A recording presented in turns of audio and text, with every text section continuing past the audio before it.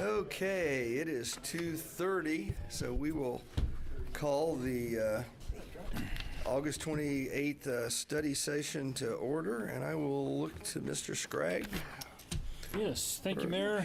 We may be crazy, but we thought we might have enough time to do 2 study session topics today. Well, I'm going first. Jim Teutsch is in the back of the room to see if we have enough time for him. So topic number 1 is something that you brought up a while ago, and we had some passing conversation about, and you asked for some further research and a study session conversation about taking a look at the City Commission meeting schedule and whether we could go to once every 2 weeks rather than weekly. And there used to be some statutory requirements. There's a little bit of history that just took some reviewing. So if it's okay, my intention is to dive in and we'll walk you through it and see where the conversation takes us.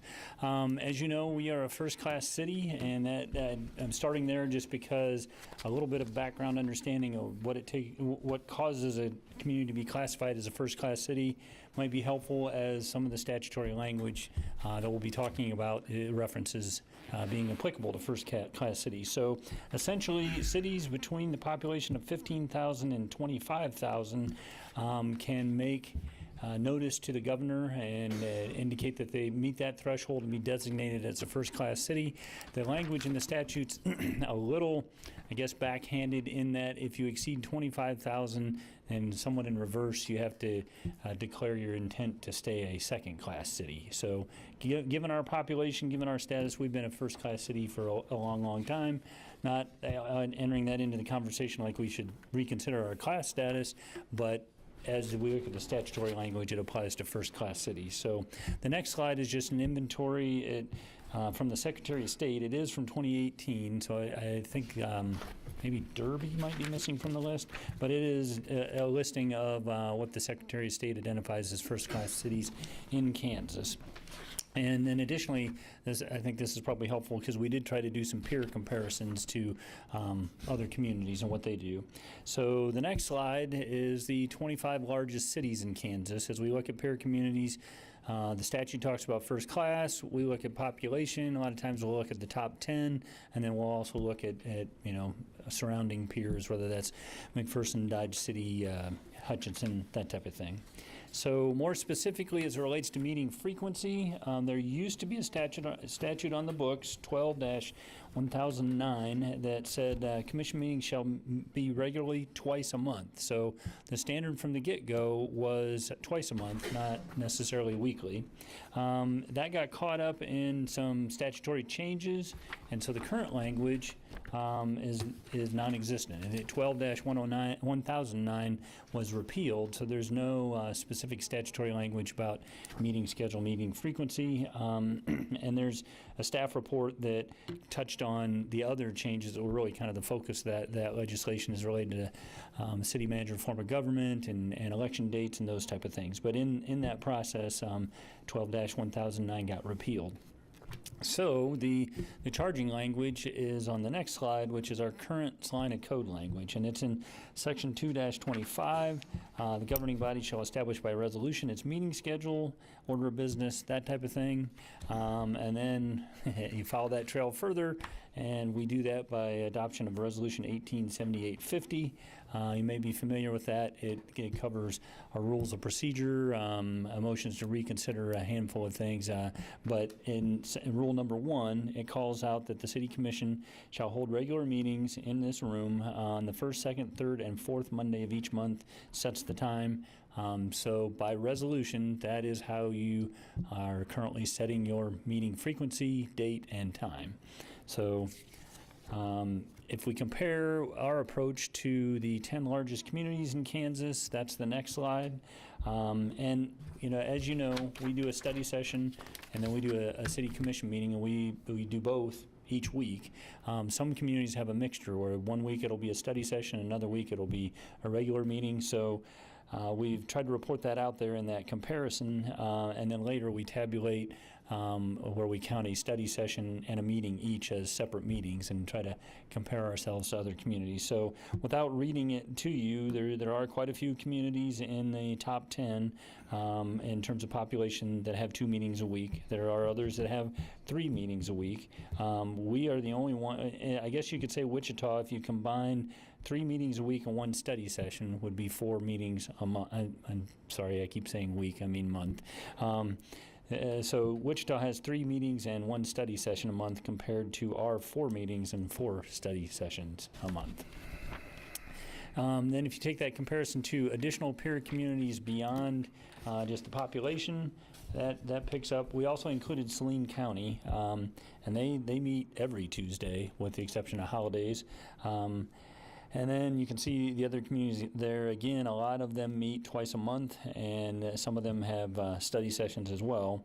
And then the next slide is where we tabulated, if you count study sessions and regular meetings individually, we have 8 a month compared to Salina County having 5 a month, Wichita, Manhattan, and Leavenworth 4, and then it quickly trails off to 3 and 2 per month. So.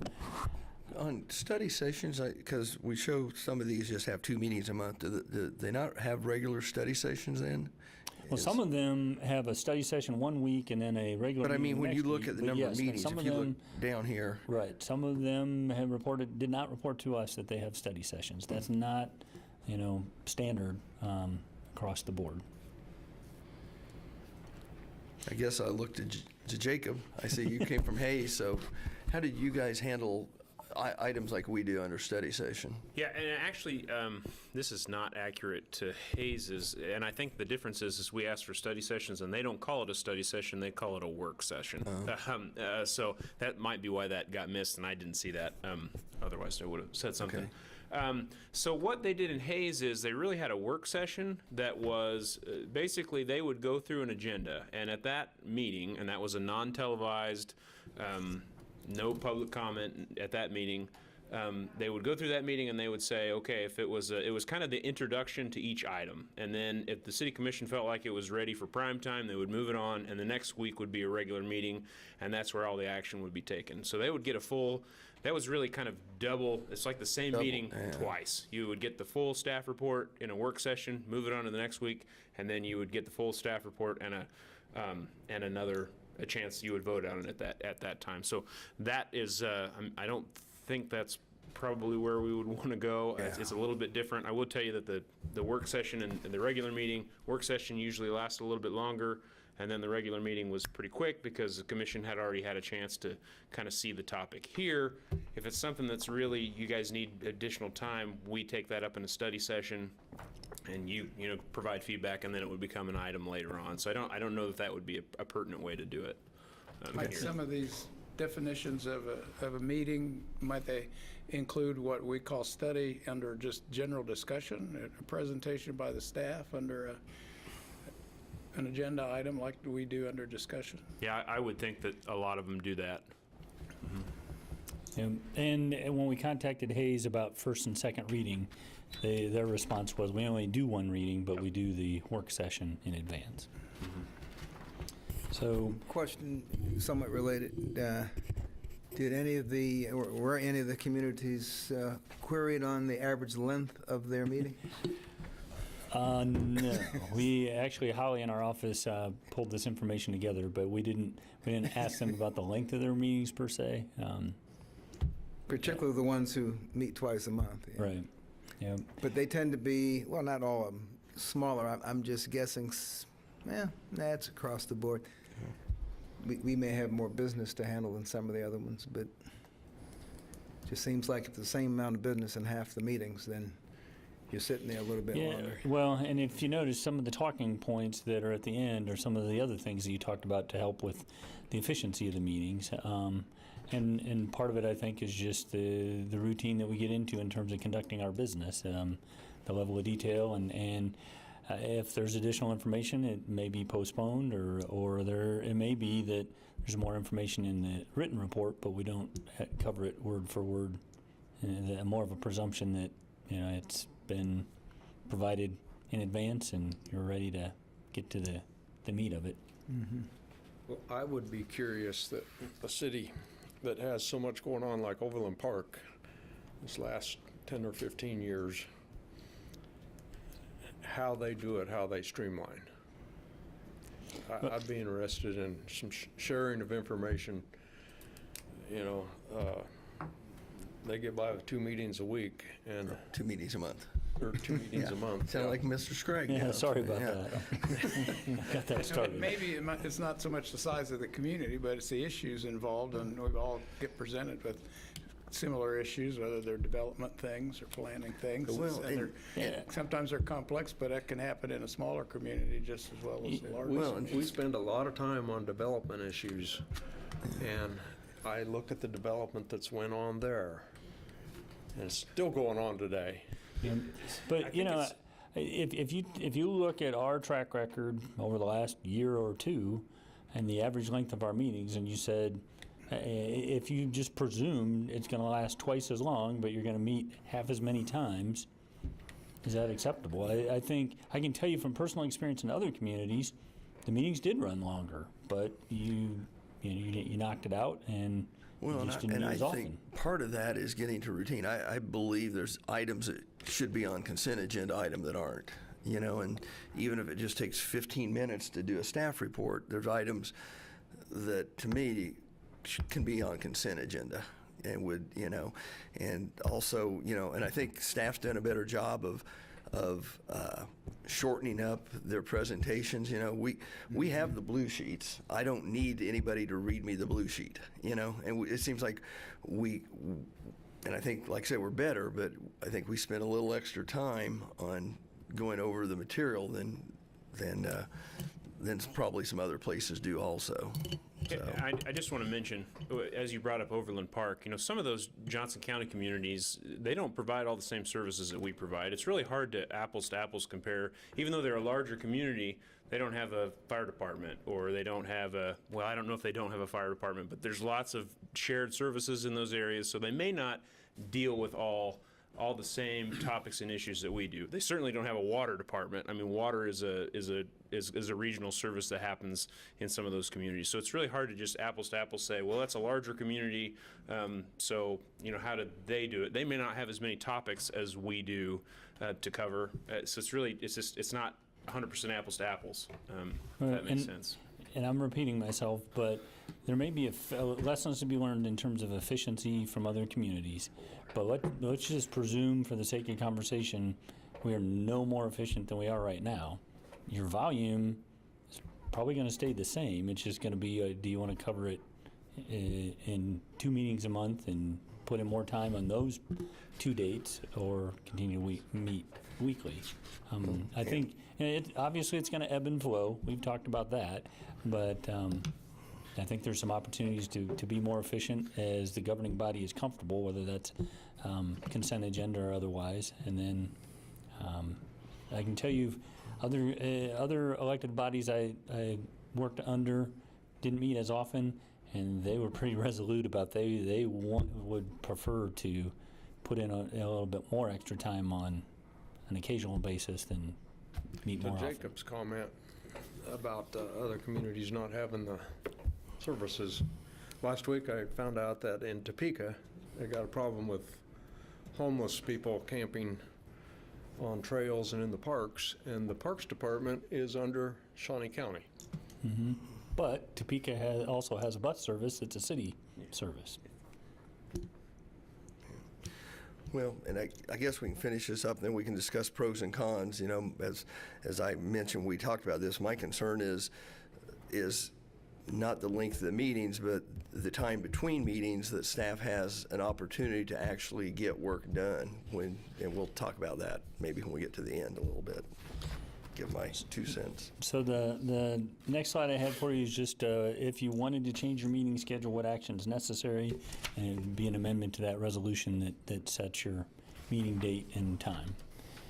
And then the other thing that kind of corresponds with that, or comes right along with that question, is 2 readings of an ordinance and whether that's necessary and how that process might play out. So again, State statute used to have language that called out in commissioned cities of the first class, no ordinance other than one providing for the appropriation of funds shall be passed finally on the day it is introduced, and that had some exceptions for public emergencies.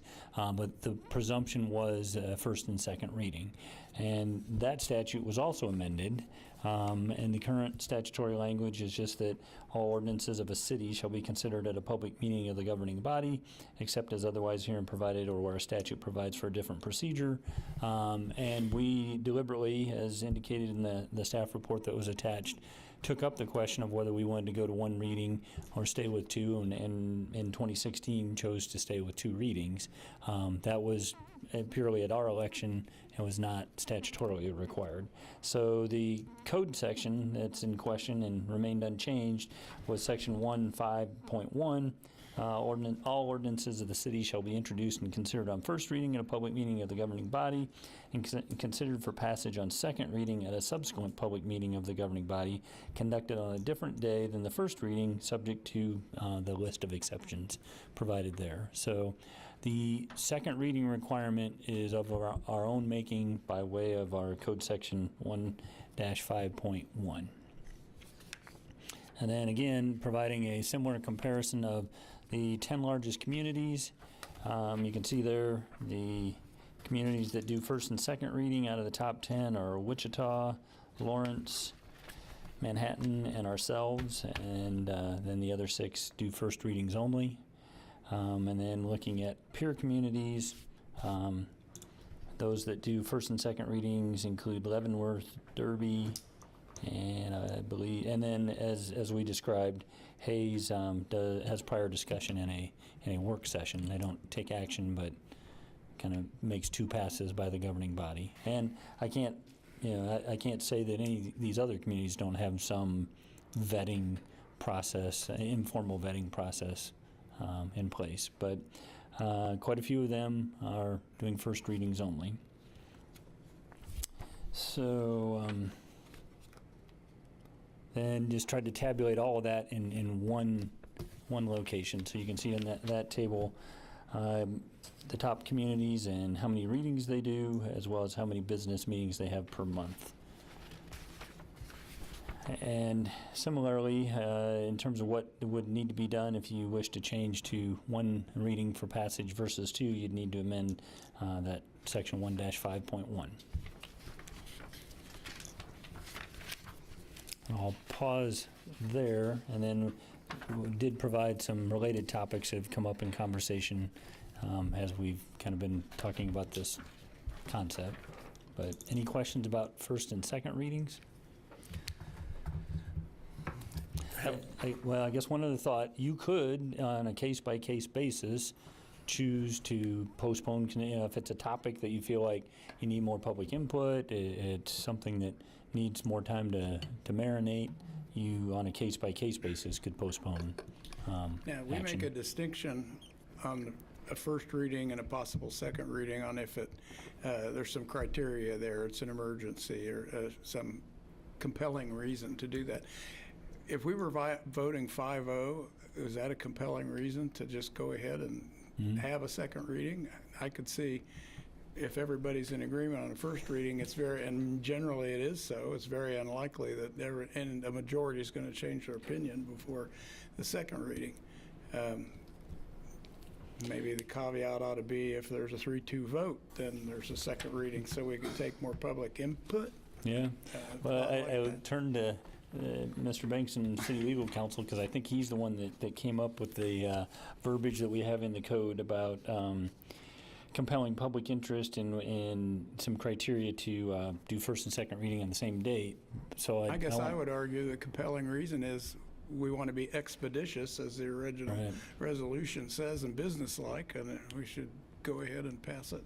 Yeah, if I understood your example, you could reverse that and say, if it's a 3-2 vote, then it requires a second reading. That'd be a rule of our own making.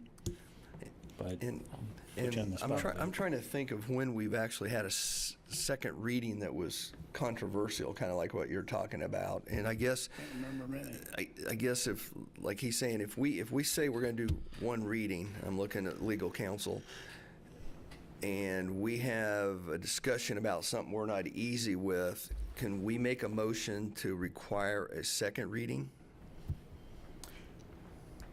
I think it would probably be, under that circumstance, more appropriate to proceed as Mr. Scragg mentioned.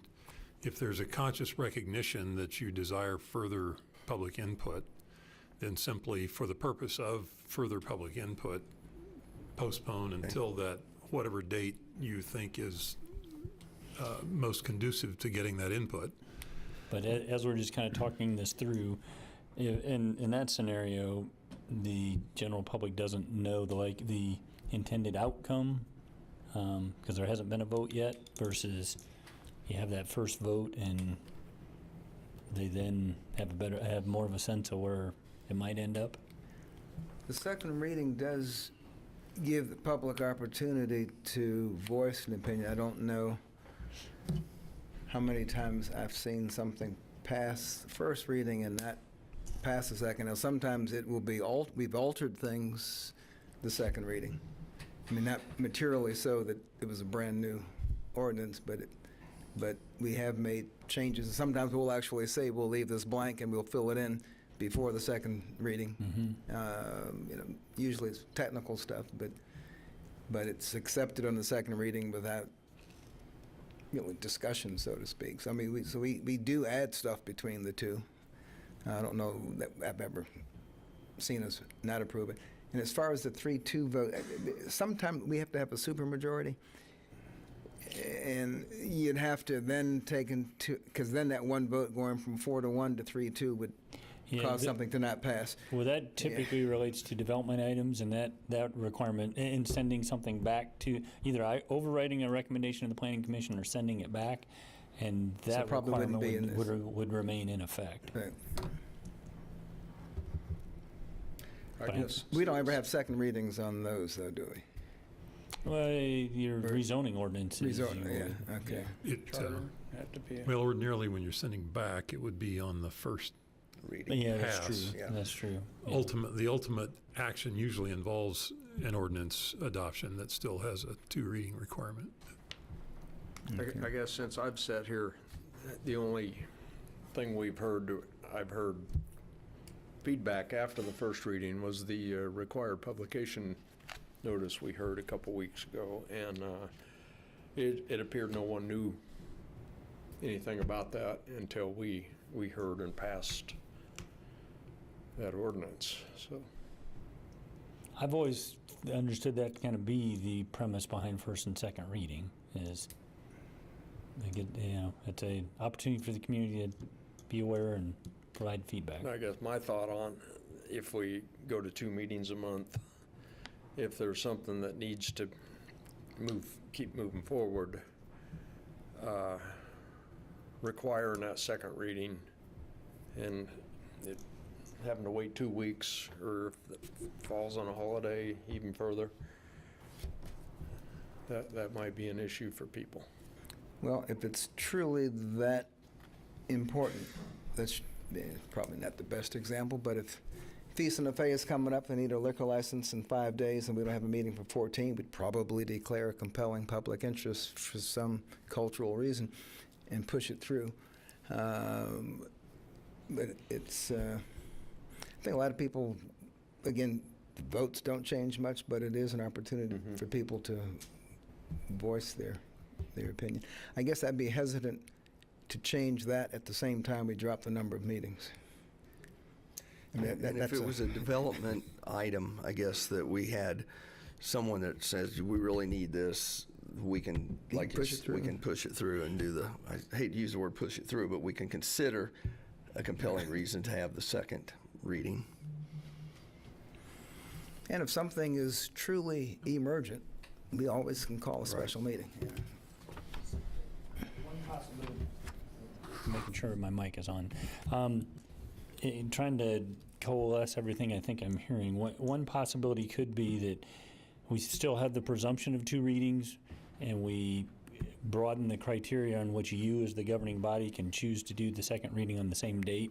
And I don't have the wording off the top of my head, but I think what I'm hearing is you as the governing body make an assessment of whether it's not necessary beyond just a compelling public interest. It's not controversial. It's not, you and your collective judgment think it's acceptable to do first and second reading on the same date.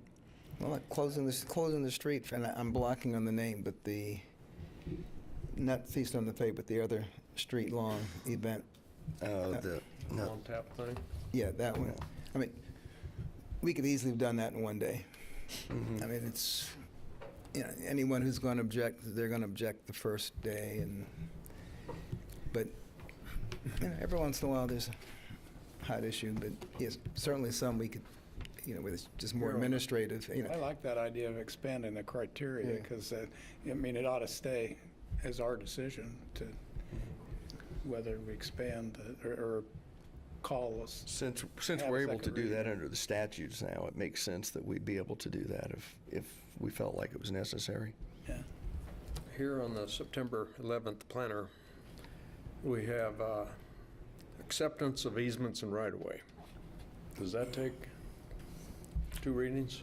No, that would not require an ordinance. The 2 reading aspect relates strictly to ordinances. But I guess my question is, why do we even need to hear that? Well, it's interesting. I was just getting ready to say a lot of the things, like the, I don't know, I can't remember the name of this thing, but the beer thing. At least for me, I'd love it if it got to city manager's desk, he signed off, and it was done, that it didn't even get here. Does I mean, anyone, Those are some of the efficiencies. Yeah. Some of those are what I'm talking about, Yeah. consent agenda items. I guess we have to get comfortable with what we're putting No. on the consent agenda. Mr. Bankson may have an opinion about accepting easements and rights of way. Well, I think we start from the presumption that that is a governing body level function, but it is certainly yours to delegate. And when we have multiple properties under acquisition for a particular project, we have historically obtained that delegation so that the city manager could sign off on those as that progresses.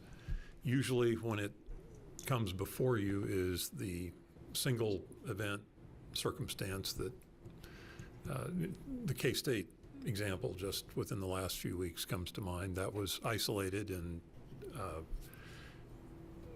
now if there's a blanket action that the commission might wish to consider on acceptance of those types of dedications, that could be done, certainly. and it's not just the time it's going to takes in the meeting for something like that, but for the staff to put it together and. Sure. I think, I hope this is consistent with Mr. Scragg's thought, but I do think it's a matter of deciding which presumption you wish to begin with, either presuming a single reading and identifying those for which you prefer to have 2 readings. Commissioner Longbine's example, I don't know if it was based on the substance or just coincidental, but that was a charter ordinance relating to the public publication requirements. Certainly a charter ordinance is where, as you know, you're potentially substituting language for in place of an existing statute. If that's the type of thing that you think, yeah, anytime we're doing that, we think it ought to be 2 readings. That could certainly be provided for. So I think maybe we can, whether you wish to start out with the presumption that 1 generally works and there are exceptions when 2 is required, or vice versa, that would help us try to build that structure.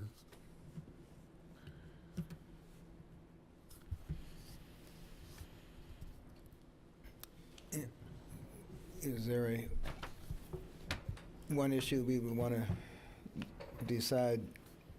I guess I'd rather, if we're going to adjust the meeting schedule, I'd rather do that for, if we were efficient, second readings can be, and a lot of our second readings take all of, 2.5 minutes. Yeah. If there's no Second reading, discussion. it's the timing between, if we're having that week between meetings, it would be a concern to me with the second reading. Not so much that the second reading is really controversial or anything. It would be more about it being timely for, depending on if it's a development issue or something, would be the concern.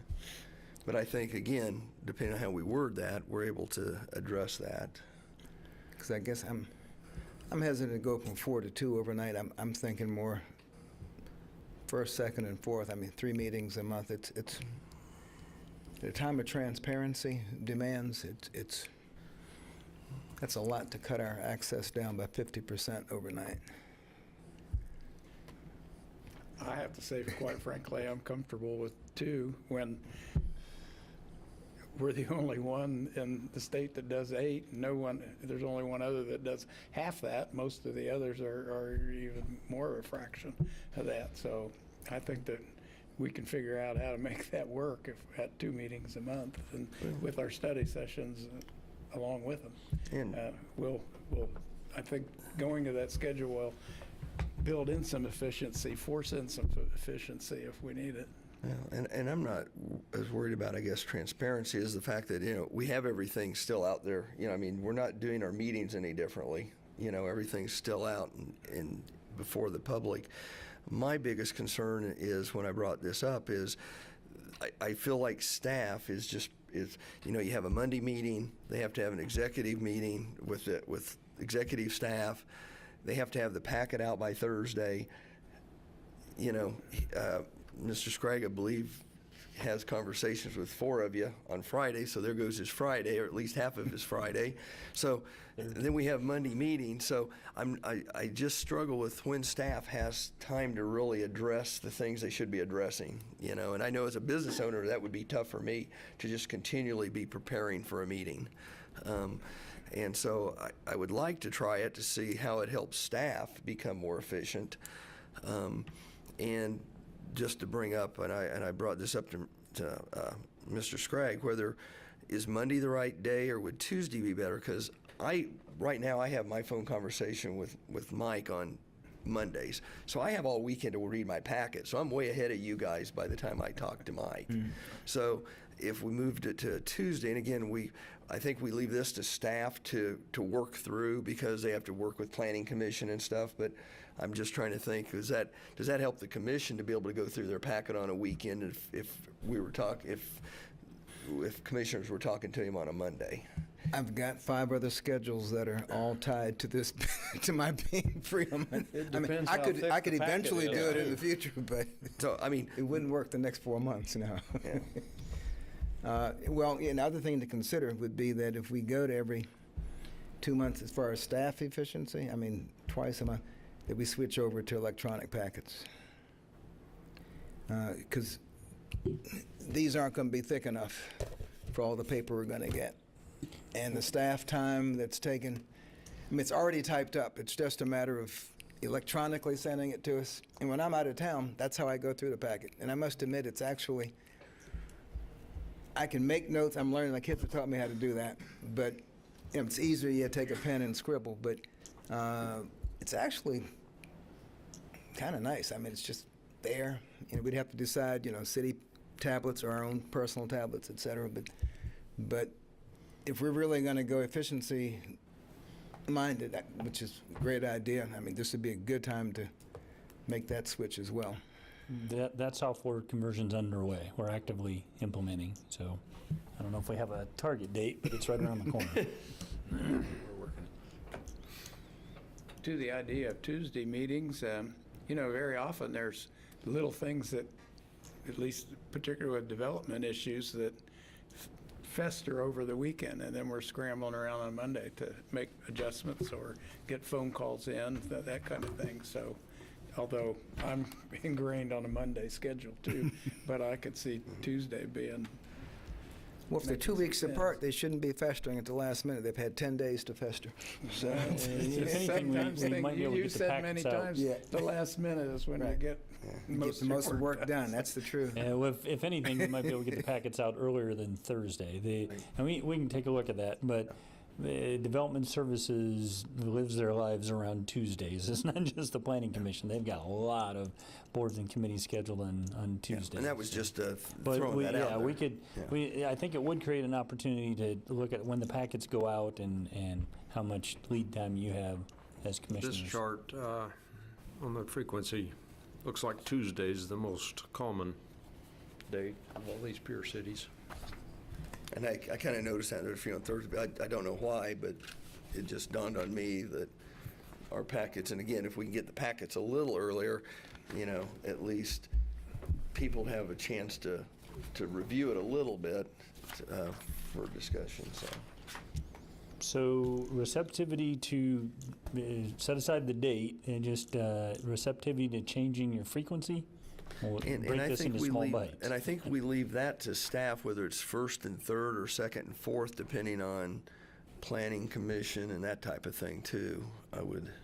Yeah, I think we would More want to be holidays fall on strategic. a Well, so certain that- week than I was just Yeah, going to that's a say, good there are more question. legal holidays the first and third Mondays of a month. yeah. We'd be having one meeting a month Yeah. for many months. So what I'm hearing is receptivity to less than 4 times a month. So there was some conversation about 3, some conversation about 2. So can you, as a group, I'm in the 2 camp. I'm for 2 at this point, and see if we run into an issue. I'm fine with 2. Commissioner Davis brought up of kind of stepping into this easy rather than cutting it in half, going to, what'd you say, the first, Yeah, second, the fourth? city managers I spoke to in my public management class said, yeah, you can have 2 meetings a month as long as you have nothing to do on that night until 9 o'clock at night.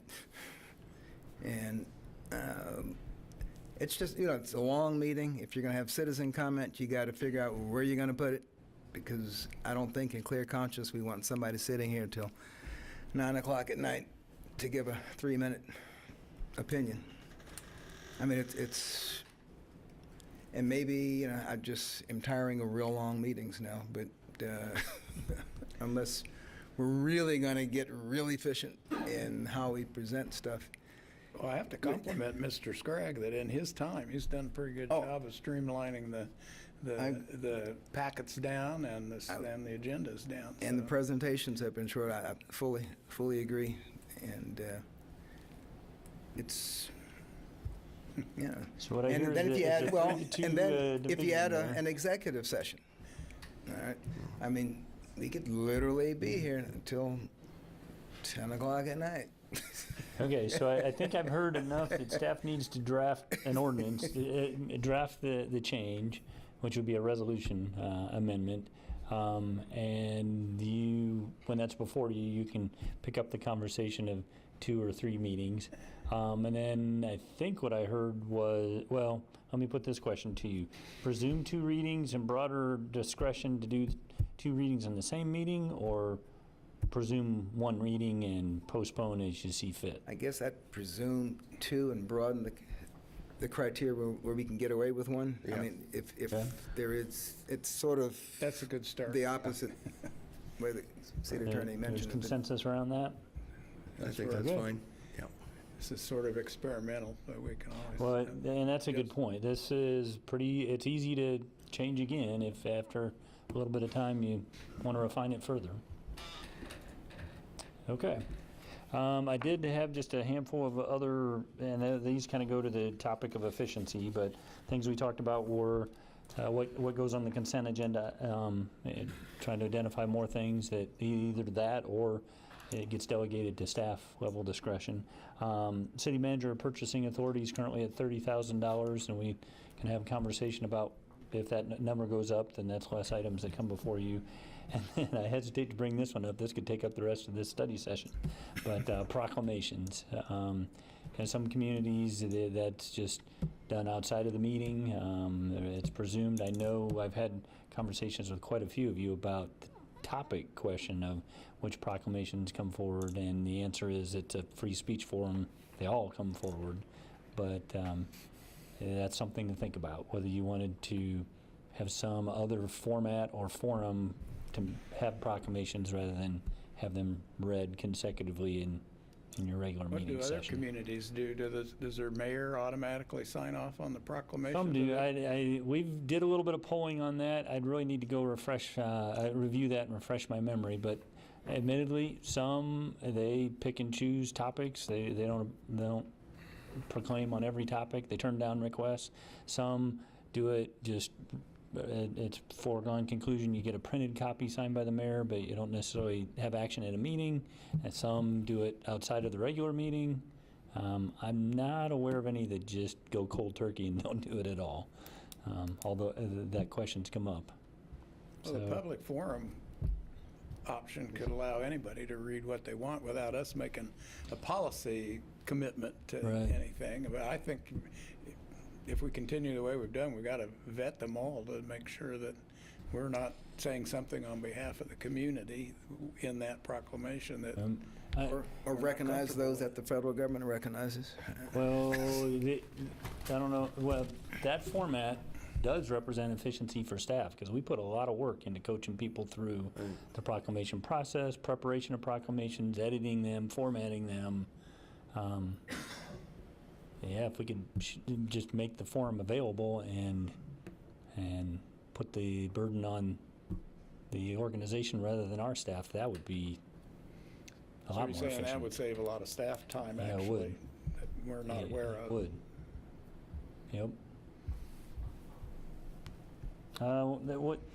We can take that up further. We can get you some more information on that. But that's one opportunity for efficiency. Given the inflation we've experienced, I think it would make sense to increase the city manager's purchasing authority. What'd you say it is now? 30,000. 30. So what'd you buy this week? I don't How often do even you know. exercise? Not much. Not anything that wasn't in the budget. How's that? Yeah, and that's the other thing. You have a purchase limit, but it has to fall within a budget also. And Right. So, Yep. I mean, I would think 50 is not out of line. Number that popped in my head as well. Yeah, I'm comfortable with that. Okay. All right. I think we do have time for Mr. Teutsch if you're ready to move on. On the agenda items, does any place ever move development business to like a head of administrative items on an agenda? It seems we have a number of people come in here, experts on different matters that travel, and they're here quite a long time. Is it I think that is consideration certainly to your anybody? prerogative. I've wondered Some of about that that. That's a good question because we always have someone sitting out in the audience that's from out of town or whatever. We really have the ability to set our agenda the way we want, correct? Right. And I mean, if we have some kind of bonding deal, I think we should always move that to the front too. If we have bond Or counsel public here or something. hearings, if we, Yeah. if we've called a public hearing, we generally set that first. Right. But yeah, we certainly could look at the order of topics as well. I think that's a good idea to look at moving development business up towards, I think that is a resolution amendment as well, but we can prep that. Right. Yeah. Okay. anything else we should be thinking about? We just wanted to keep everything in the same chapter in the textbook. Yeah. So, All right, switching topics altogether, and I did reassure Jim I was going to take the lead on this in saying that I asked Jim to look at this as the Public Works Director, just in terms of kind of our strategic planning, our budgeting and maintenance conversations. Something that has gotten my attention is both yellow curbs and medians and the pavers and medians. And so Jim's done quite a bit of work looking at what alternatives we might have, put together a scenario for your consideration. And so we wanted to bring it to you to see how you felt about it. Good afternoon, Mr. Mayor and Commissioners. Jim Teutsch, Director of Public Works. I would like to point out that the representative from National Ceiling is on this Zoom call, just in case you have additional questions that I would not be able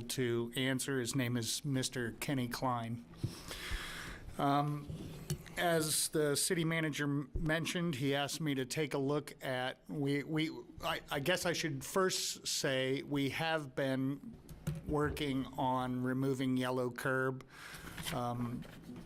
Over the past year, the streets work group finished removing all the yellow curb around TPEC that we felt needed to be removed.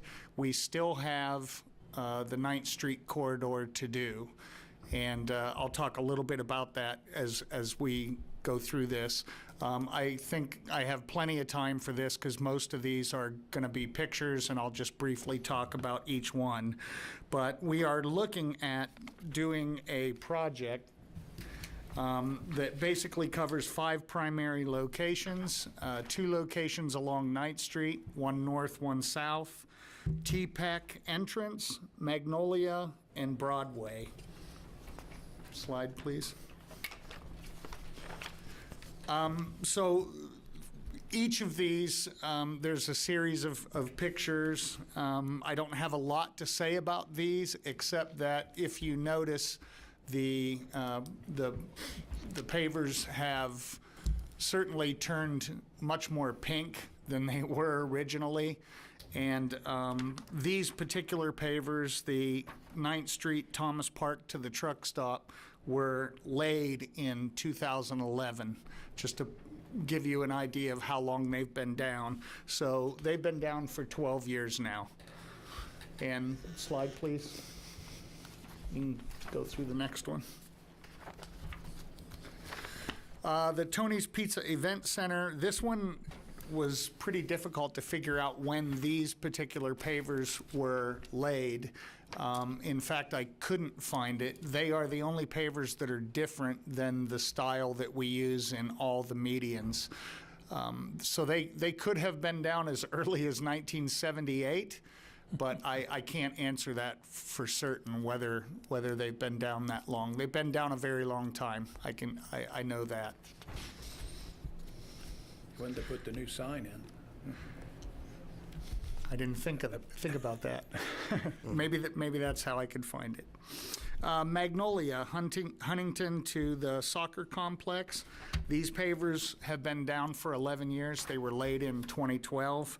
A little bit different than our other pavers. These are around the edges of the islands. You can go through those pictures. 9th Street, Riffle to Broadway. These pavers were laid in phases over about a 13-year period, but they age anywhere from 14 to 27 years old.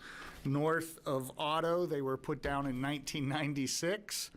Otto to Magnolia 2 years later in 98. Magnolia to Belmont 2002, and Belmont to Riffle 2009. On this particular, could you go back one slide, please, Jacob? So on this particular picture, you see why we want to deal with the yellow curb. I would say for the bullnoses on 9th Street, we can either continue with the idea that if we can get a streets crew with some time between utility patches, we're hoping to have these done sometime, hopefully spring of '24. The other option would be to assign this to the traffic control work group and repaint the bullnoses back to traffic yellow again. I only bring that up because if you decide that you would like to do this paver restoration project, I would hate to do that, make these pavers look so good, and then leave those bullnoses looking as in such bad shape. So I think that those are 2 options that we could do. We could either repaint the bullnoses on 9th, or we would just sometime spring and summer of '24 have them removed. So, and I guess I'll jump in here. The yellow curb paint was a policy decision made due to financial reasons years ago. We basically said we're not going to be painting any more curbs yellow, and we're going to let them fade, thinking that they might just kind of transition. Well, they certainly haven't done that.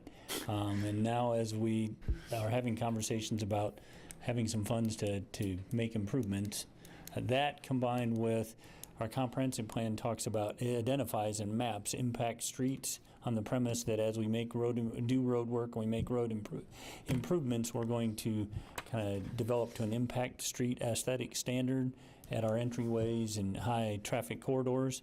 And it just kind of struck me that in addition to improving impact streets, there's a negative effect of letting them just If you kind were of to fade away. remove the yellow paint that's remaining, looking at this picture, do you sandblast it? How do you remove that paint? So a number of years ago, we purchased a very high-pressure heated pressure washer that's trailer-mounted.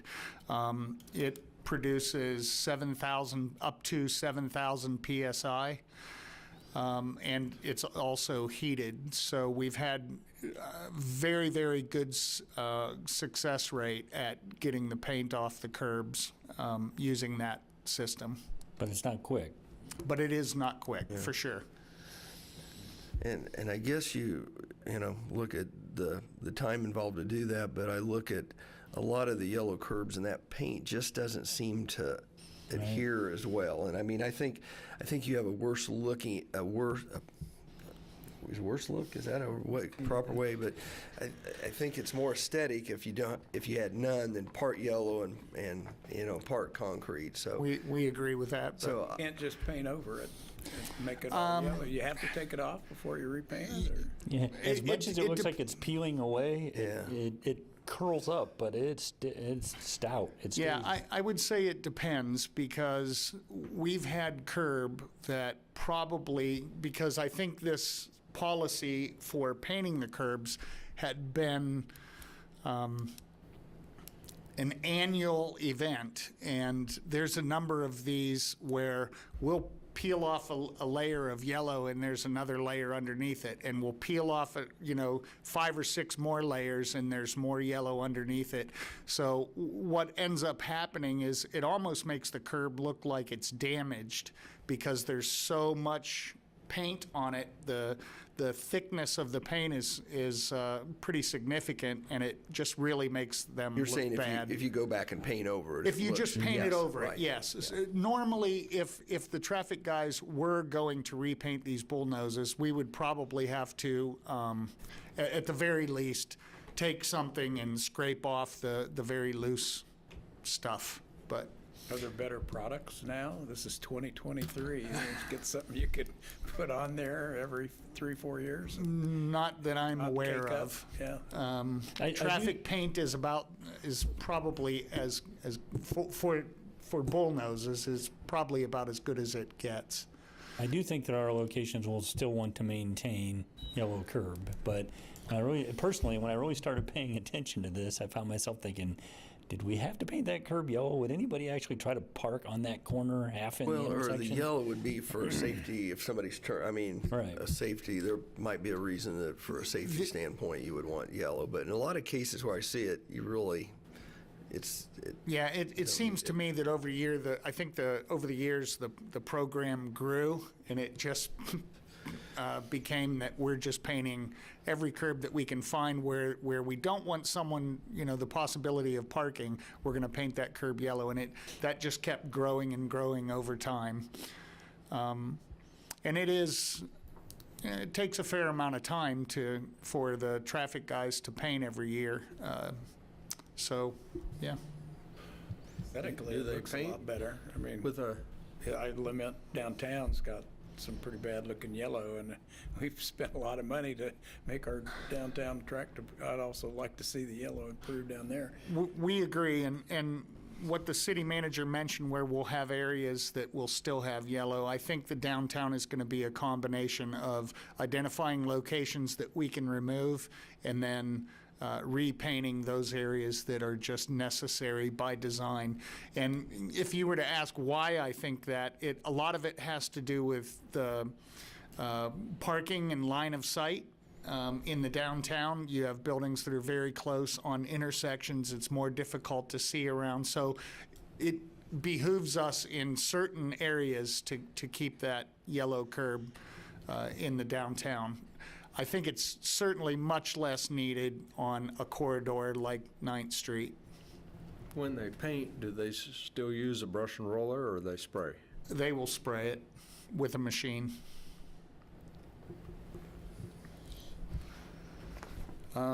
Slide, please. And Broadway Boulevard, 9th to Cloud, these were laid in 1996, so these pavers are 27 years old.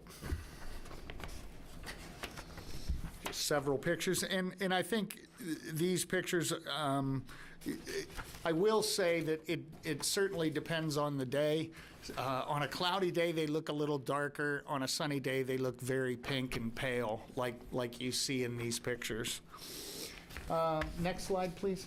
They all look about the same, So, despite the age. so when the city manager asked me to look at this, I spent a great deal of time researching what our options were. I spoke a lot with the engineers, trying to figure out if any of our contractors would be up for this kind of task. What we've found is that there are very few companies who specialize in restoring pavers. And so any contractor could add a sealant to a paver.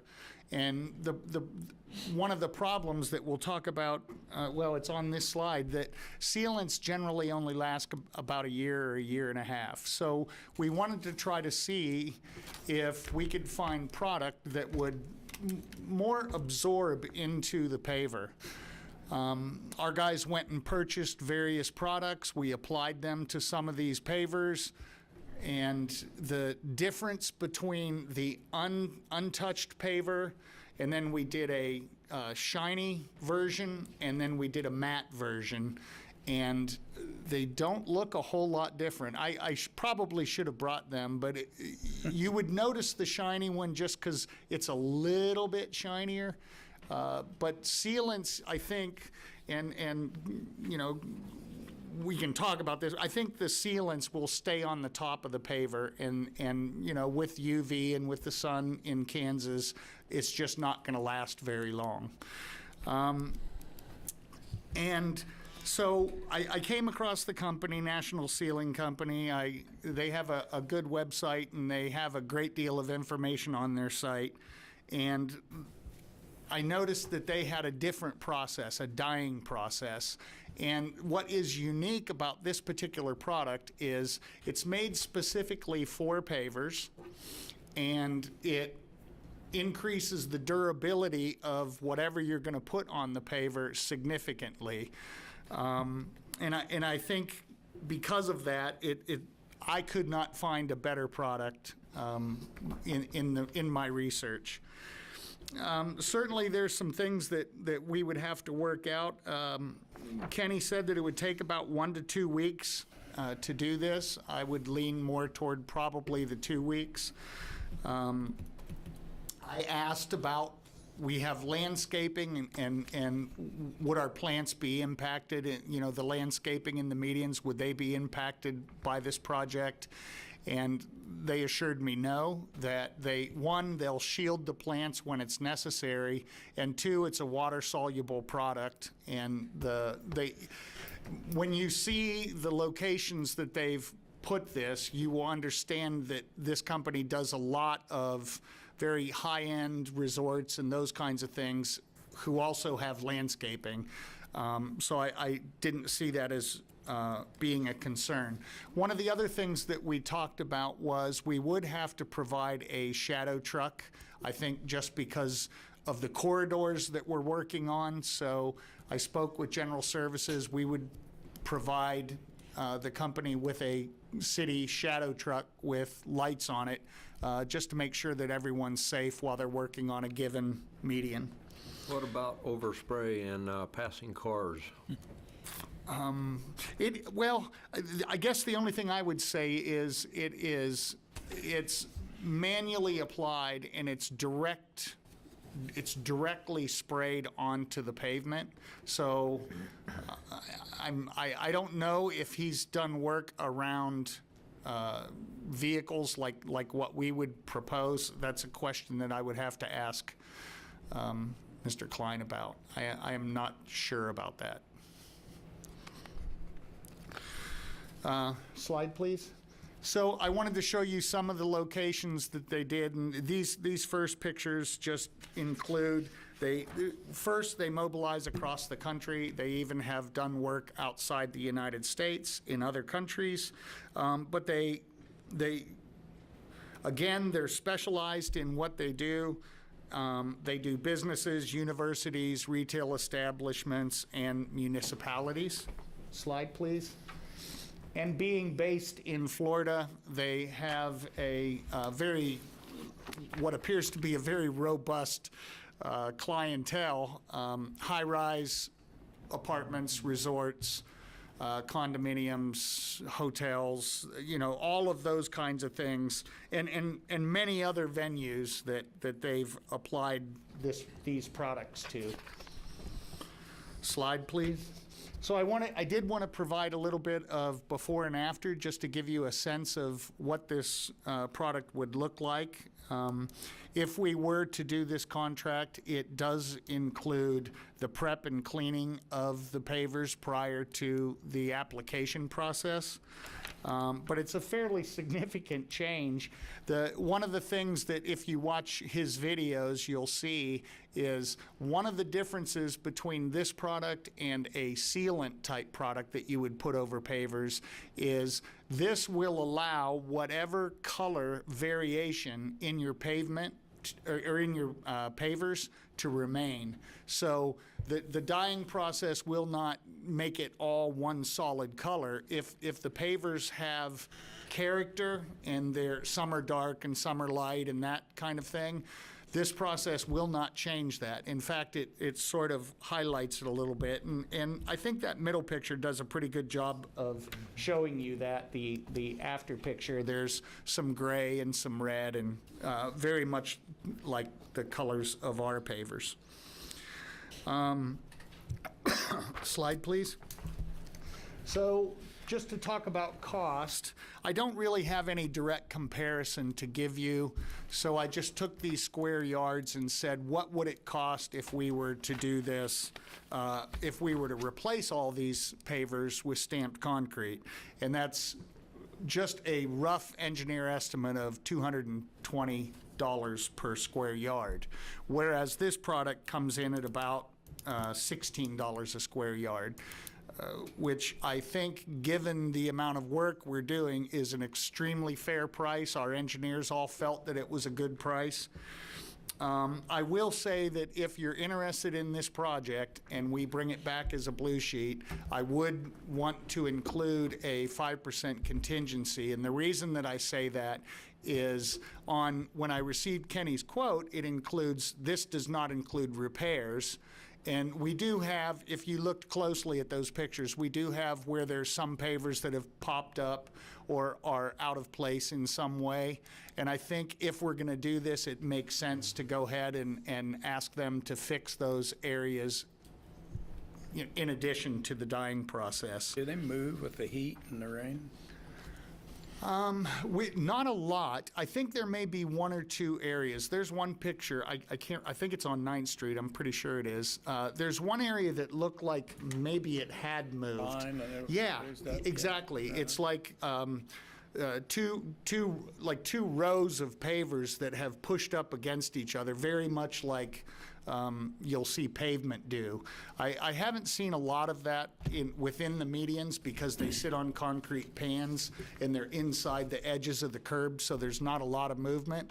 So I'm not really sure what went on in that particular location, but it's not common for that to happen. We have a link here to their paver restoration video. That's going to be a little hard to click on this paper. What's their website? Yeah, if you go to the next slide, I don't know if we have time or not. If you wanted to click on that, we could watch a quick video directly from their website. But it's National Sealing Company. If you do a Google search of National Sealing, Kenny does a great number of videos showing his product. What I wanted to show on this slide was just that Apparently, a lot of people consider this product very good. He has a 4.8 rating with hundreds of reviews, and I thought that was probably worth highlighting to you so that you know that they're pretty satisfied with it. And if we have time, we can try to watch that video. It's up to you. Quick question. Does snow, ice, and plowing significantly reduce the longevity?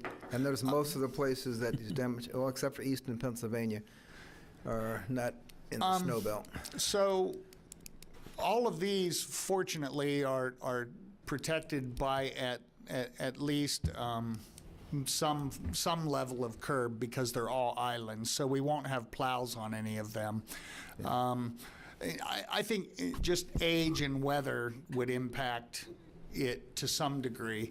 The other thing, I mentioned briefly the durability, and these are, Kenny says that they will last 5+ years with the finish once they've been dyed, which is as good as I can find in the industry. Are the pavers themselves in good shape? You said you have some issues we made to look at, but we don't have pavers that are crumbling or anything that need to be replaced. Not that I'm aware, because usually if we find that generally gets reported. Our citizens are pretty good about reporting issues to us. Our street crews normally look for that. Our street sweepers pay attention to those kinds of things, and then it gets back to the streets work group. I think over time we've tried to repair them as we go. So I don't believe that there's a lot of crumbling at all. I noticed most of these seem to be void of grass and weeds in them, which I was kind of surprised, because we've talked about the pressed concrete versus the pavers because of that. So the benefit is because they sit in a concrete pan. That's primarily why there's less weeds. And then there's a thin layer of sand, and then the paver sits on top, and then it gets dusted with sand again to fill in the cracks. And these are interlocking pavers. Their shape is that they interlock pretty well, so they stay pretty tight, and we don't get a lot of growth. Would there be any work that we would need to do as a city before they stain those, as far as filling in with sand where it's missing or any of that?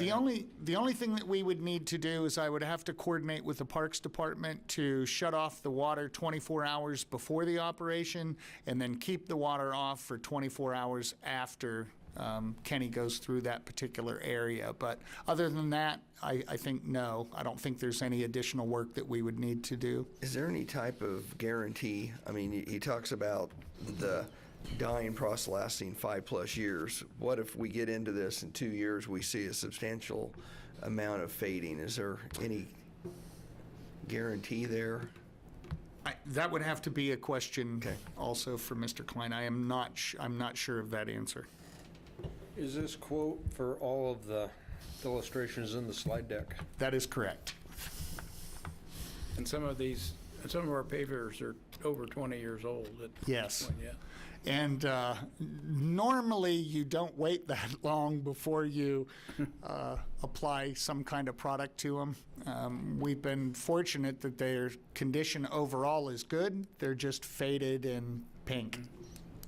So I have to admit, the general reaction I got across the board as I brought this up was kind of just out of sight, out of mind maybe. Most people were struck by, didn't recognize that as an issue. And admittedly, structurally, nothing needs to be done. So just based on the feedback so far, that's why we brought it to you as a study session before we went much further. But didn't know what kind of cost we might be looking at. Certainly, we can fit it into our budget, and it's an The aesthetic expense come out improvement. of the street budget? I'm sorry? The expense comes out of the street budget? Somewhere, yep. We would have to find it. Kent does a pretty good job wherever we can find savings and Mr. Stack as well. They do a good job at trying to find savings to capture money. So if you were interested in us doing this project, then we would just find the money. I like it. I think it's worthwhile to try. I think it's pretty cost effective. And yeah, while we're at it, I would remove the yellow curbing where possible. To, Understood. To And clean that's not a that up. 2-week project. Yeah. That one's going to be an ongoing project, but agreed. You may have mentioned, and if so, I apologize, but does the dying extend the life of the paver? I can't imagine that it would. I guess if the paver gets to the point where it's so porous that rain and road salt and stuff would get down inside the paver, I guess it's feasible. I think the reason that we get the life out of the pavers that we do is because of that concrete pan and the way that they're put in there. There's not a lot of traffic on them, so that's probably the best It's not answer I like can you're give you. sealing it, protecting it, like you would a wood porch. You're not really blocking out all the elements, so to speak. That yellow paint may be all that's holding some of our curbs together. Well, there are some that will simply need to be removed and replaced where there's broken curb. We've done that in other areas around town, and that will continue to be our method when we have those, but you're right. Thank you. One other thing while you're here, Yes, since sir. we're talking about medians, and I was looking at the pictures. If you're heading east on Magnolia, and you turn just before Eagle Crest, Okay. there's a tree there that kind of blocks, and the reason I know this is my mother-in-law now lives in that area, that really blocks the view of traffic. And I'd like somebody to look at that, because if that one tree's removed, I think it opens up another 10 to 20 feet of vision to see vehicles. So eastbound on Magnolia. Yeah. I've heard Yeah, that issue as well. you turn just before there, though, don't you? Yeah. Yeah. So, but yeah, you go just past Huntington. And it do would you be know, it'd be Eagle is it Crest. on the north or south side? It's right in the middle. It's in the middle. It's in the Oh, median. it's in one of the median It's in the trees. median trees, Okay. yeah. And as traffic is coming west, it really blocks the view. I will pass this on to my Yeah. parks compatriots, and we'll get it taken care of. Just to look at. Yes, sir. So, Thank you. okay, with Still have a that, little we time will left over. adjourn and be back here at 4 o'clock.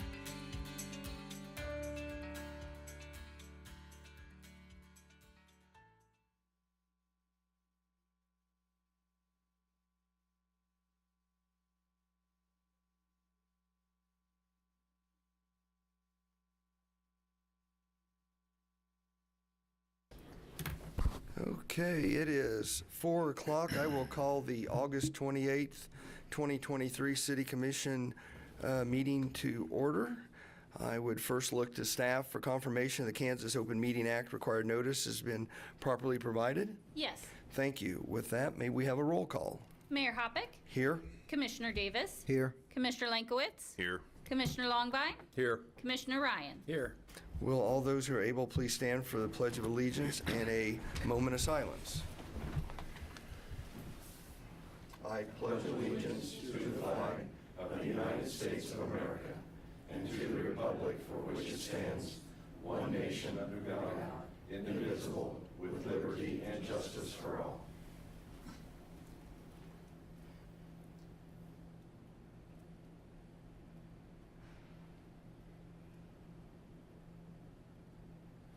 Thank you. Okay, that will lead us to awards and proclamations. Item 3.1, recognition of the month of September 2023 as National Recovery Month. Valerie Hicks, senior peer mentor with CKF Addiction Treatment, will read the proclamation. Excuse me. Good afternoon. Whereas mental health and addiction affect communities nationwide, and with commitment and support, people can and do recover. Whereas Recovery Month works to promote and support the emergence of a strong and proud recovery community that celebrates the dedication of community members and service providers across the nation who make recovery in all its forms possible. Whereas the theme of National Recovery Month is recovery is for everyone, every person, every family, every community. A reminder to people in recovery and those who support them that recovery belongs to all of us. Whereas with inclusive treatment, access, support, and understanding, barriers to services are eliminated, broadening the understanding that the road to recovery is nonlinear. Whereas we are, as the governing body of Salina, advocate that there are many pathways to long-term recovery. And by the understanding and supporting each unique journey, we only grow that much stronger. Whereas in declaring this month of September as National Recovery Month, we encourage all citizens to be part of the solution by promoting education around substance use and providing support systems for those struggling with addiction. We all can create a healthier community that supports not only recovery and prevention, but helps save lives. Okay, thank you very much. And thank you for the work you do at CKF. I know it's a trying job and one that we wish we didn't have to have in our community, but we do. Are there any special events or educational opportunities for individuals during the month of September? Yes, there is. So we have our annual color run. You can walk or run. And if you're not interested in walking or running, we also will be serving a breakfast at 10 a.m. There will be an educational speaker. He's an amazing young man from Reno County, but he's coming here to speak for us. And then that evening at the Salina 67401 stage is our National Recovery Month celebration from 6 to 8. There'll be free food, t-shirts, education, and just we're walking the stage with our recovery time. So. Could you give us the dates for those? Yes, actually, September 9th. September 9th. And I don't know about the rest of the commission. I don't run anymore, but I do breakfast, so. Me too. So, okay. We have a proclamation here for you, and thank you for being here. Thank you.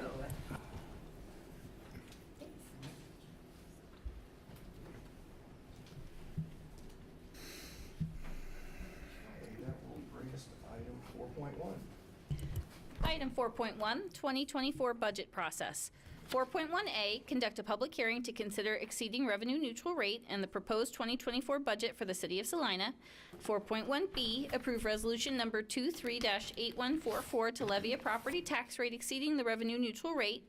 And 4.1C, approve ordinance number 23-11168 on first reading, adopting and appropriating the 2024 annual budget. Okay, I will call to order the public hearing on the 2024 budget, and I will open the floor up to you, Ms. Pack. Thank you, Mayor and Commissioners. Debbie Pack, Director of Finance. State statute requires that the city hold a formal public hearing on our proposed budget. And also, if any taxing entity chooses to exceed the revenue neutral rate, statute also requires that certain steps be followed, which include two, which are hold a public hearing, and also to adopt a resolution to approve exceeding the revenue neutral rate. On July 3rd, 2023, the City Commission directed staff to use a mill levy rate of 29.602 in figuring their 2024 budget, which exceeded the provided revenue neutral rate, which was 28.856. The rate that we've determined is 7.746 mills lower than what we actually have this year, which was 30.348. On July 24th, staff presented the final what we thought were the final budget numbers for 2024 budget. Since that time, there have been a few changes that we want to just bring forward to you. The first one was in the general fund. We reduced the amount that we had budgeted for OCCK funding based on your direction at our issues and options staff meeting. We added a little over $323,000 in part-time salaries for parks that was inadvertently left out of the numbers. And then there was a couple of adjustments in capers and life insurance due to some changes in staffing within the budget. The final proposed 2024 budget, excluding transfers, includes total expenditures of a little over $169 million for the city. This is comparable to the 2023 budget, which was a little over $158 million. It's about a 7% increase over the 2023 budget. Authorized staffing for the 2023 budget was 495 authorized positions. For the 2024 budget, it's 513 full-time and regular and classified part-time. This is 18 more than the 2023 budget authorized staffing level. Salary projections in the 2024 budget include a 4% cost of living adjustment effective January 1st, 2024, and a maximum 3% merit increase. The annual budget provides the authorization for the city to utilize its resources for the operations of the city. That's why it's so vital that we pass our budgets. There are 3 action items that are required in today's hearing. One is to conduct a public hearing so that citizens can give you their feedback on both the budget and the revenue neutral rate being exceeded. 2 is to consider a resolution exceeding the revenue neutral rate, and the 3rd is to adopt the ordinance that appropriates the 2024 budget. I would stand open for any questions. Okay. Any questions or comments from commissioners? I think we've spent quite a bit of time on the budget over the last Spent a couple of lot of months. time on the budget. And I thank staff for that, for all the detail. No questions. None here. Okay. Thank you. With that, I will open it up to the public to come forward with any questions or comments on the 2024 budget.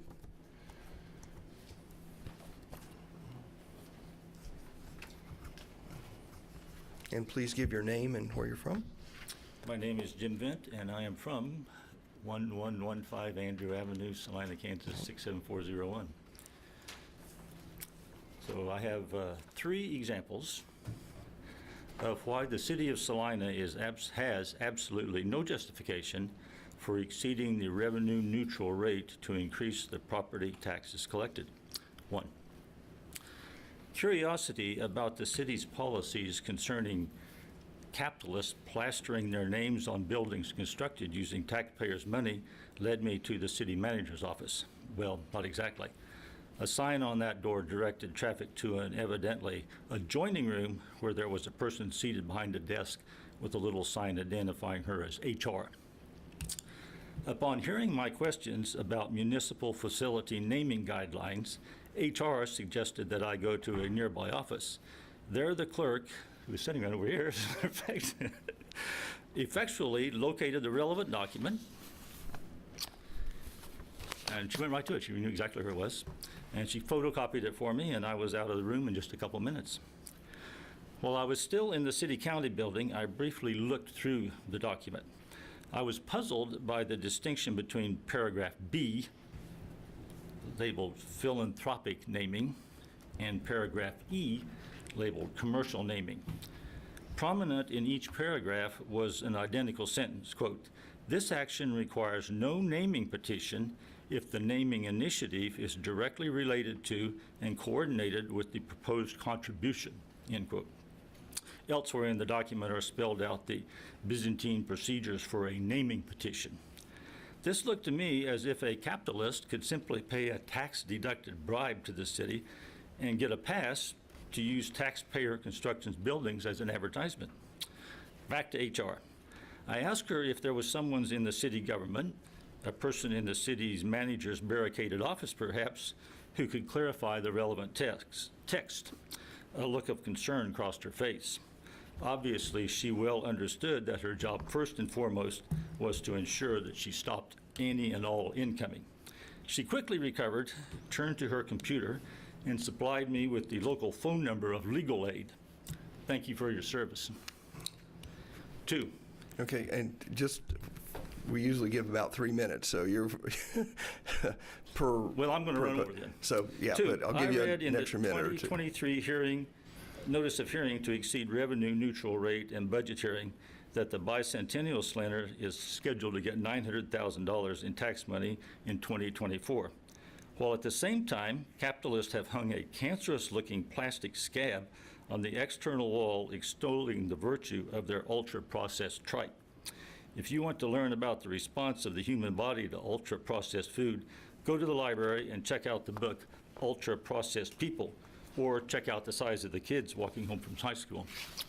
3, a couple of weeks ago, I was walking to the new bookstore in the 100 block of South Santa Fe, west side of the road, when I observed a car slowly pulling into the first parking spot on that side of the road, directly in front of the former bank building on the southwest corner of Iron and Santa Fe. As the driver pulled into the spot, his right front tire bumped against the curb, or it would have been if there were a curb there. In fact, his tire made contact with the corner of a metal strip that runs across the opening of a storm sewer drain. In spite of the fact that the car was barely moving when contact was made, the storm sewer drain is so poorly designed that just bumping into it with his tire caused it to blow out. I waited on the sidewalk for the driver to exit his vehicle, which took him a while. He was so decrepit he could barely walk. He was oblivious to the fact that he now had a flat front tire in spite of it having exploded with an M80 level boom. When I told him that I would help him change his tire, he said that he wasn't sure if he had a spare tire and a jack. At any rate, he said that he had business to take care of in the old bank building, and he wanted to deal with that first. I told him that I would wait, and then he went. Okay, I'm going to, about I went another back to 30 the seconds, bookstore, please. and the people there asked me what the heck had happened outside as they had heard the tire explode. We discussed the situation, and they used their store phone to call the police dispatch and request a police officer to come to the location for traffic control if we were able to change the tire. A couple of minutes later, a police vehicle arrived, and the officer walked up to where I was waiting on the sidewalk. I explained to him the situation and suggested that if the car did have a spare and jack, I would be glad to help. Between the disabled car and the quite flat, and the street is a place where the street is quite flat, in contrast to the actual parking spots where the street nose dives fairly steeply to the gutter. I mentioned this to the cop, and he said that it looked to me, and said that it looked to me like if we had enough room, we could back the car up to the flat, and then I suggested he put his vehicle behind it so that his flasher lights would keep from running into the back Could you of the help car. me explain what? This idea was Sir, immediately Jim? and emphatically dismissed as unnecessary because I was Jim? informed, quote, no one is going to run into the back of the car. Could you explain, we're talking about the 2024 budget. Yeah, I well, guess- I'm showing you examples of why the city of Salina is wasting money on people that are incompetent. So I went into the bookstore. When I came back out several minutes later, I saw the scene. Okay. So the cop was trying to help the guy change his tire, but he didn't even know how to use a scissor jack. He'd put the jack handle onto the jack, turn it a half a turn, take it off. The guy's incompetent. So those are the reasons why there's no need to be running over the budget, because we've got people being paid that are not even able to do their job. And that's what Bob Caldwell made a comment one time. In a public meeting, it's the public that sets the agenda, and it's the public that decides how long any one person can talk. Now, Bob Caldwell is far above any of you, and that's what he had to say. Okay, thank you.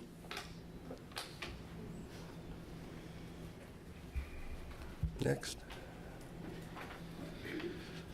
Good afternoon, Mayor, Commissioners. Chad Farber here in Salina, and I do appreciate the amount of time that you guys have spent working on this budget. Not just you guys, but staff as well. A lot of man hours have been put into this. I'm a little leery as to, I guess a good question would be, why are we raising taxes and exceeding revenue neutral rate when the public is struggling so mightily right now financially? And I understand that bleeds over into the city coffers. But I couldn't help but notice even the finance manager in a couple of the study sessions said we have funds available now that we're able to tackle a couple of these projects that we've never had these funds available before. And so we're moving into new projects, but at the same time, we're raising taxes, we're raising and exceeding this revenue neutral rate. And I don't think it's a good time to be doing that. I know it hasn't been main headline in the news lately, but there are still a lot of people in our community who are suffering financially, some who are struggling to feed themselves and to feed their children and so forth, and we need to be cognizant of that. The other thing I know, and even Ms. Peck a minute ago mentioned the cost of living raise that we were giving to the city employees, which is basically a pay cut is what we're giving to them. With inflation at 7%, as has been outlined over the last year or so, if we're giving them a 4% increase, we're basically giving them a 3% pay cut. And I understand there are merit-based or merit increases that you can give to them up to 3%, which would match that. But I know that sounds kind of hypocritical with not wanting to exceed, but wanting to take care of our employees at the city as well. So I know a lot of time has gone into this, and I didn't get to see every one of the study sessions. I tried to pick up as many as I could.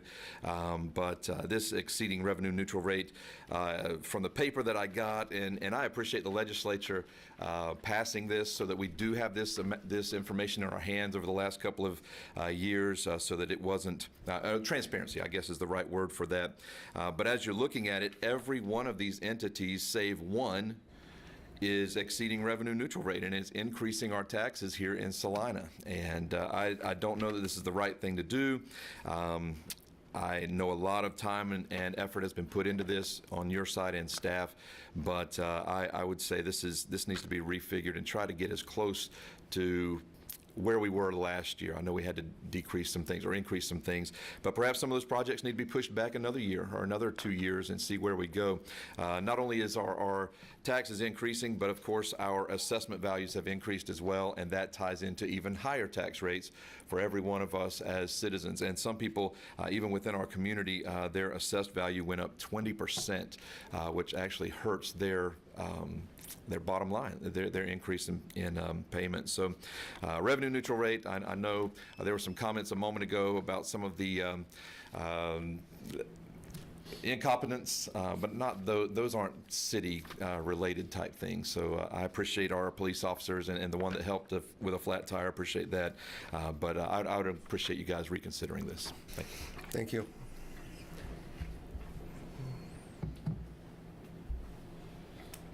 Okay, anyone else? Did you have something else you wanted to say? Okay. I just wanted to make a point that when we consider Resolution 238144, that resolution needs to be passed by a roll call. Right, I saw that. Thank you. Thank you. Okay, if there is no other public comment, I will close the public hearing and bring it back to the commission for discussion or action. Approve resolution number 238144 to levy a property tax rate of 29,602, which exceeds the revenue neutral rate. Second. We have a motion and a second to approve resolution number 23-8144, levying property tax exceeding the revenue neutral rate. I would ask for a roll call, please. Discussion. Oh, Excuse me. Commissioner Davis? oh, excuse me. Oh, I asked for discussion. Okay, go ahead. Oh, I'm sorry. I just think it's worthwhile just to note that in the true sense of the term, we're not raising taxes. The revenue neutral rate every year would be eaten up by inflation, so that in 5 years, we'd be cutting employees, cutting services. You know, when you buy a house, you expect it to increase in value, so when you sell it, you get more for it than what you paid.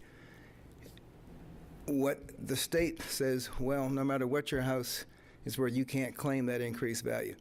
So we're just recouping not even the whole difference, but if the reason we grow businesses, we improve property, is so that our valuation goes up.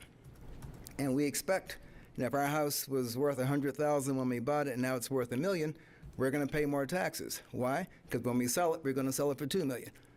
But the city has been robbed of its ability to take advantage of natural growth.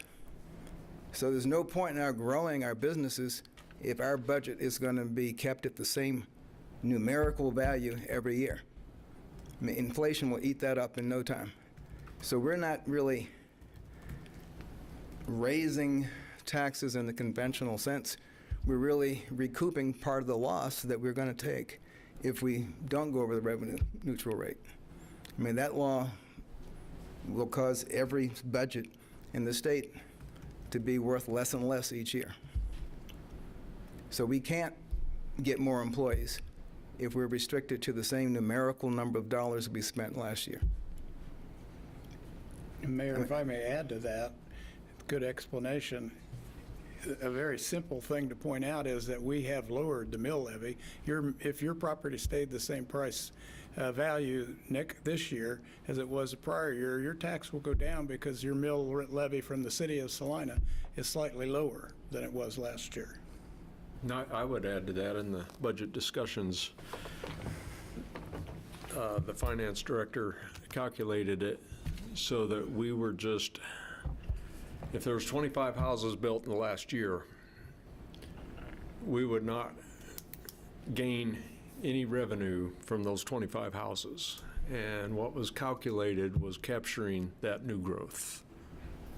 So Commissioner Ryan's correct. A lot of people could see their tax rate go down a little bit.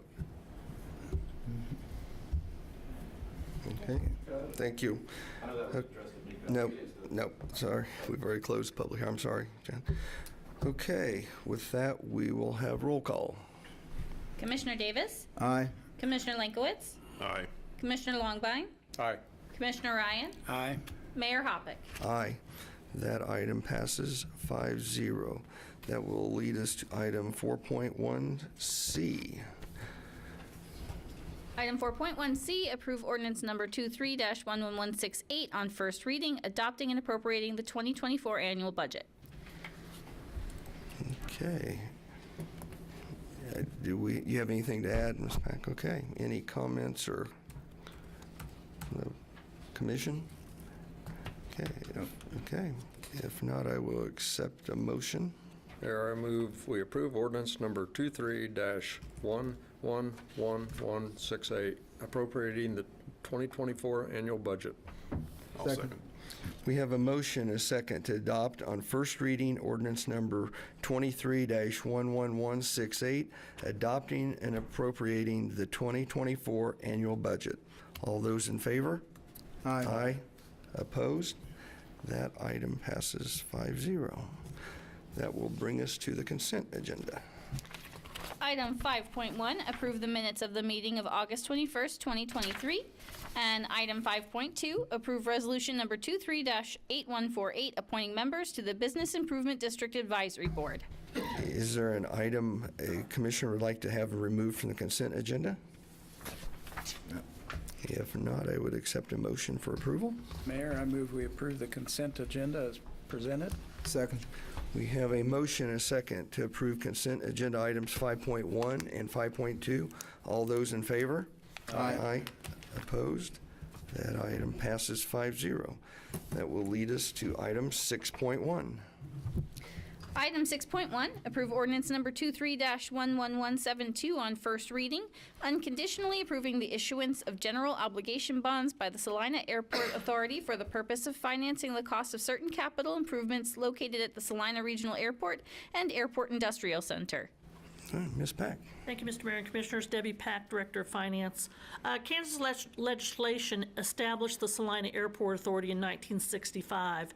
As part of that legislation, the authority has the ability to issue its own general obligation bonds. In order to do so, their board of directors has to adopt a resolution setting forth what that principal and amounts are going to be and what it's going to be for. And then also the mayor of the city has to present that resolution to the governing body for its approval or disapproval. The statute clearly states that the governing body has three choices in this situation. They can disapprove the authority's resolution by ordinance, they can unconditionally approve the authority's resolution by ordinance, or they can approve the authority's resolution and order us to publish a notice of the intent to issue general obligation bonds, subjecting the bond issue to a referendum election if protest petition is signed by not less than 20% of the qualified electors of the city and filed within 15 days of the published notice. On August 16, 2023, the Board of Directors of the Salina Airport Authority passed Resolution 23-12, stating that they wanted to issue a $5 million in general obligation bonds for the above-ground aviation fuel facility. While the bonds of the authority are backed by the full faith and credit of the authority, they do not constitute debt or any obligation from the city. They also do not count toward the city's bond and indebtedness limitations. The Salina Airport Authority has advised that they expect to issue 2 4-year temporary notes to fund the design and construction phases of this project, that their 2024 budget year mill levy is estimated to be 6.3042. Their 2023 budget year mill levy was 4.968. Staff has identified the following options for City Commissioners' consideration.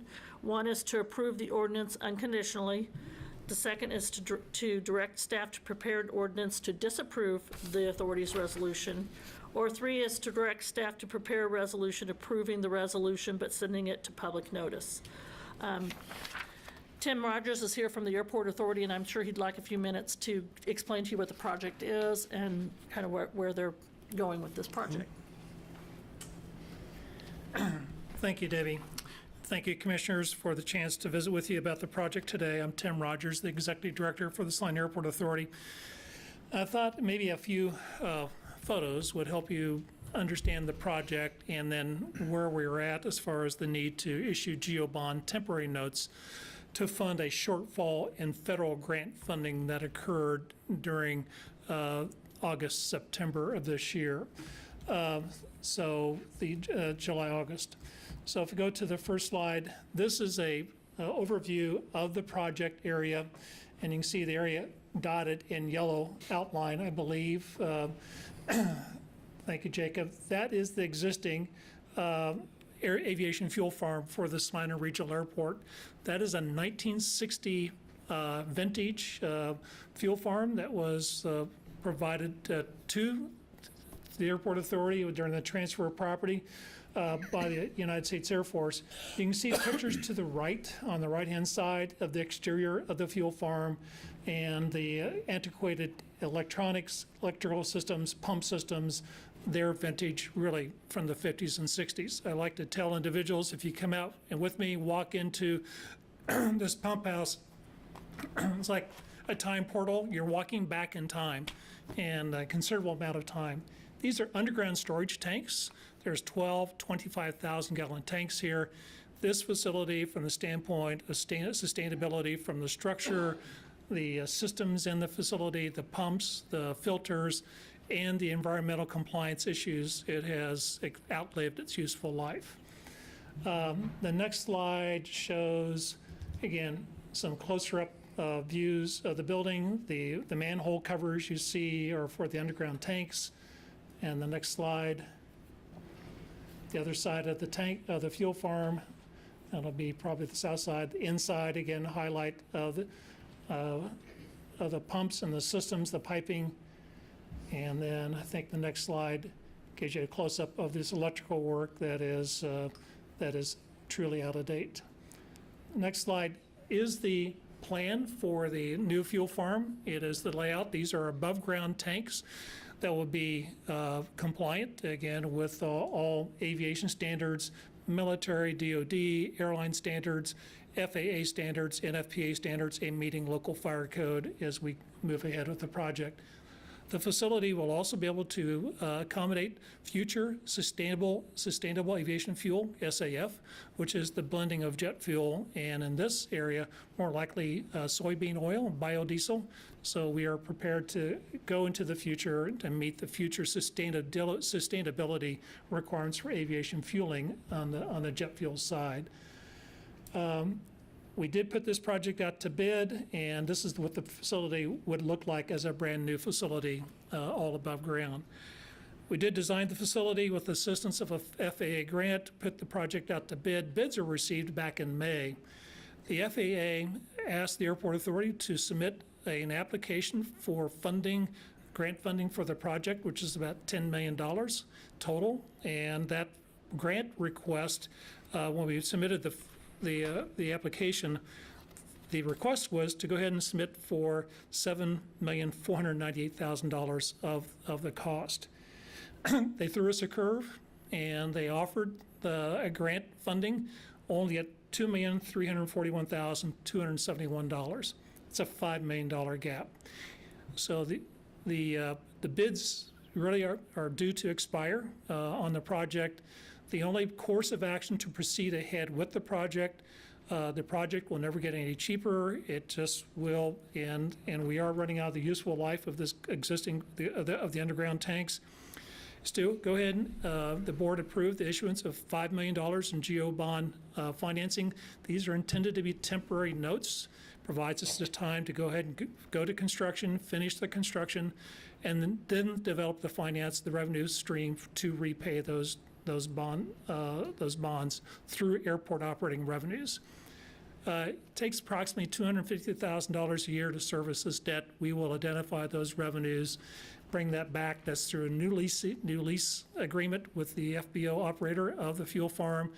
Most probably increase in fuel flowage fees for the users of the airport, and other airport revenue we'll bring back in, but we'll develop that funding plan a year from now as we adopt the Airport Authority's 2025 operating budget. That's the short version of the project, and be glad to answer any questions. I've got about 4 more pages of notes I can be glad to go over if there's any questions. Okay, questions for Mr. Rogers? I'll start to the left. No questions. It's regrettable, the shortfall, but you've got to have the infrastructure out there, so. Sometimes you just, we've been on a good run with good full funding from on our grants and state and federal. This is one that's fell short. And it's a very unique funding source called buckets of money. And so the FAA was not able to take funding for another project or another future project and move it over to this project. It was a very restricted eligibility bucket of money. It won't be the most glamorous project, but without it, you're not going to do anything out there that involves a plane. So, got to move forward. That's very correct. 2 essential components of an airport is a runway and fuel. Your picture of the rendering showed the fuel truck. Is all the fuel still, with modern airports, transported by truck to the aircraft? For the most part, the larger hub airports, you'll see hydrant systems in place, but small regional airports and even small hub airports, the fuel is really delivered by mobile refuelers, and that is the case here at Salina, and will continue to be the case for the years to come for this facility. The facility that is, you saw pictured, has canopies, and we put a premium on this design to be able to handle the transports in and out of the facility. It is, we look at the facility, and over the life of the facility and the year and the time of the facility, actually the fuel flow rate is about 6,500 gallons per day that is delivered at the Salina Regional Airport, and a aviation fuel transport truck is 8,000 gallons. So we're using almost a transport a day for fueling at Salina. And you think you'll be able to recover some of the costs from fuel sales? Yes, it will be we already have an increase coming in the fuel flowage fee for this next calendar year. We'll capture that into the bond reserve fund. We'll look at the additional fuel flowage fee increase and capture an additional increase over that planned CPI increase that is coming. Then we'll work with the Flight Salina and negotiate a new lease agreement for the new facility at a higher rate, and we'll start capturing that revenue into the bond and a debt service fund. We also have some additional new projects coming online, new growth that relates to the growth of like One Vision Aviation and the other aviation operators. So new revenue coming in on new hangar rental, we can then pull into that debt service fund. Okay, so I think you answered my other question. Avflight is the operator of the... Yes, that is Okay. correct. Well, given the volatile nature of aviation fuel, it just makes good sense to keep those systems that store it and transport it up to date. Just, it's the right thing to do. And maybe I missed this. Where will this be located? Will this be located next to the current? It will be, and don't know if, Jacob, you can go in reverse. It will build the new facility just to the south of the current fuel farm. So you can see two shed buildings off to the south, right in that area. This is where the new facility will be built, right off Centennial Road, Centennial Court, easy access for the transport, tractor trailers, transport. And then once the new facility is built, then we'll demolish and demo and decommission, remove the tanks of the old facility. That was my other question. Does this cost include the demolition of the old It does, facility? and also the remediation and removal of the underground storage tanks. Okay. That's correct. Do those tanks, does this facility get inspected annually, or how does that work? There are a number of inspections that occur, inspected annually by the Federal Aviation Administration, part of the airport certification process. Inspected annually by the Defense Fuels Defense Logistics for the Defense Fuels contract at Flight Salina. That's an annual inspection. Air carriers will inspect air carriers that use Salina to charter flights to move Fort Riley soldiers to other locations across the country and around the globe. They inspect airlines. Just recently, both JetBlue and Republic Airlines did audits and inspections, and they're One Vision's newest customers. So it's an ongoing inspection process by those types of entities. Okay, are there any questions or comments from the public on this?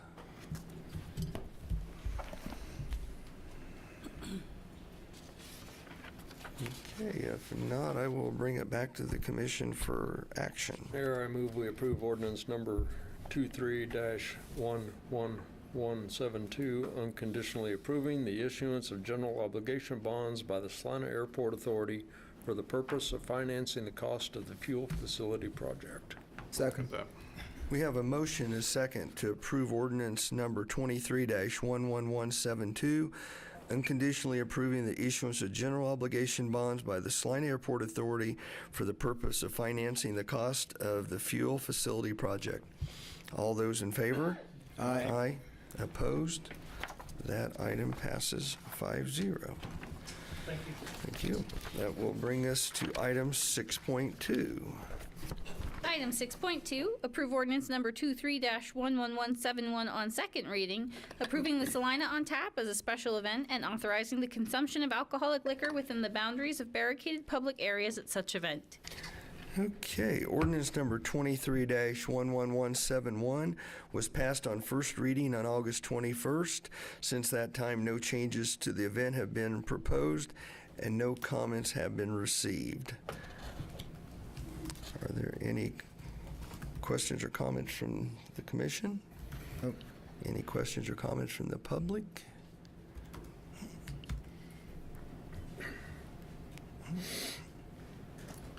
Hello, Mayor and City Commission. My name is Leslie Bishop, Executive Director of Salina Downtown.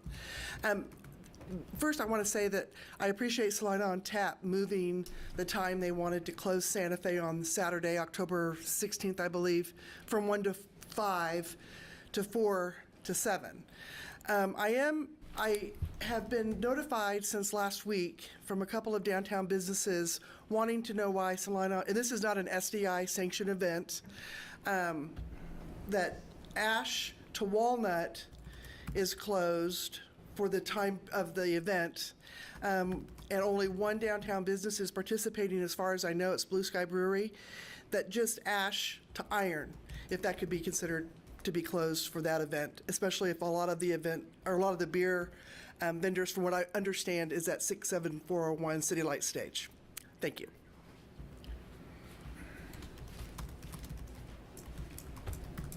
I'll look to staff if there's I don't know any if we have comment. the staff that processed the first reading, but my understanding and expectation was that we had had this conversation with SDI leading up to the first reading.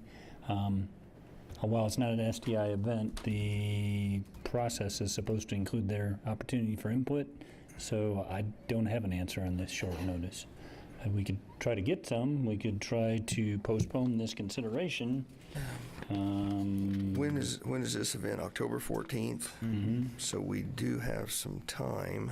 And I guess,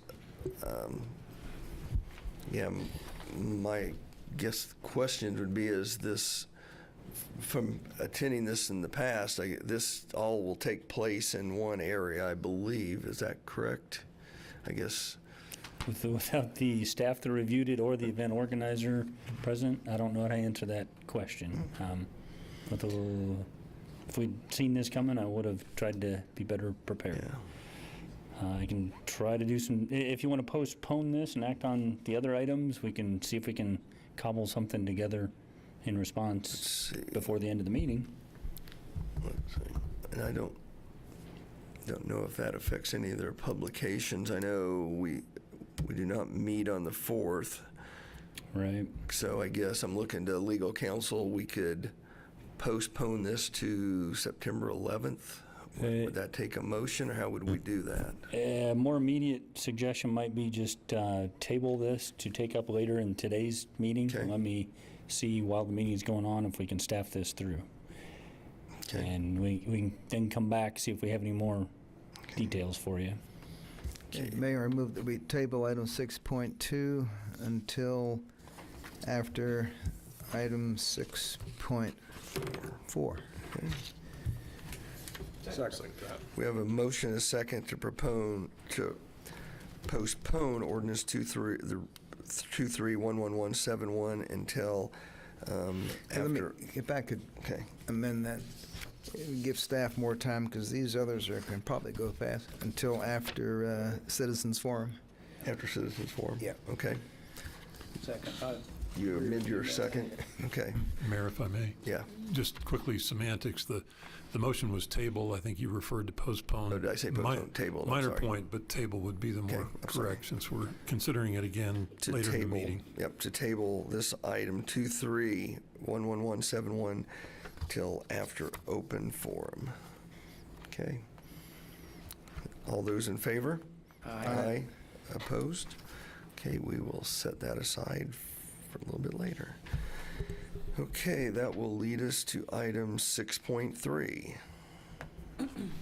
Item 6.3, approve ordinance number 23-11170 on second reading relating to application number M23-9 filed by the Salina City Planning Commission, requesting an amendment to the future land use map of the Salina, Kansas Comprehensive Plan to change the future land use designation of property located on the west side of North Ohio Street, south of the I-70 highway, from a future conservation and commercial land use area to a future employment area.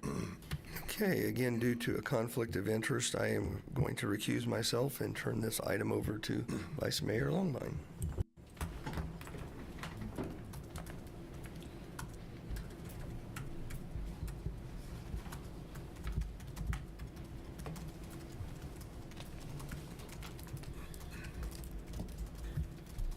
Ordinance number 23-11170 was passed on first reading on August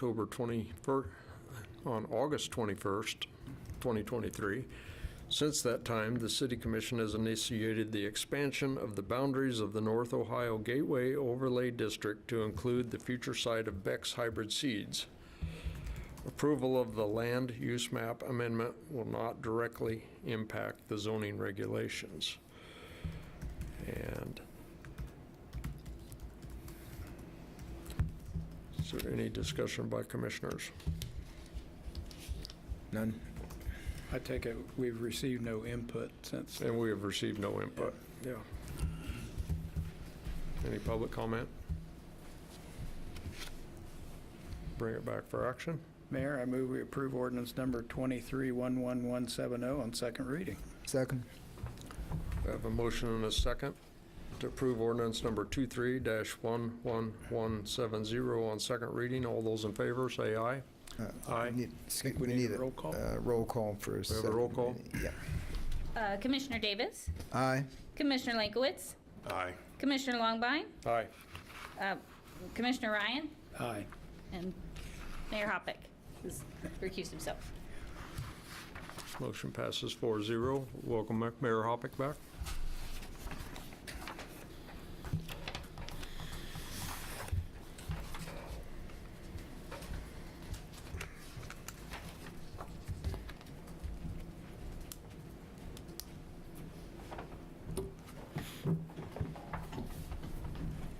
Okay, that will lead us to item 6.4.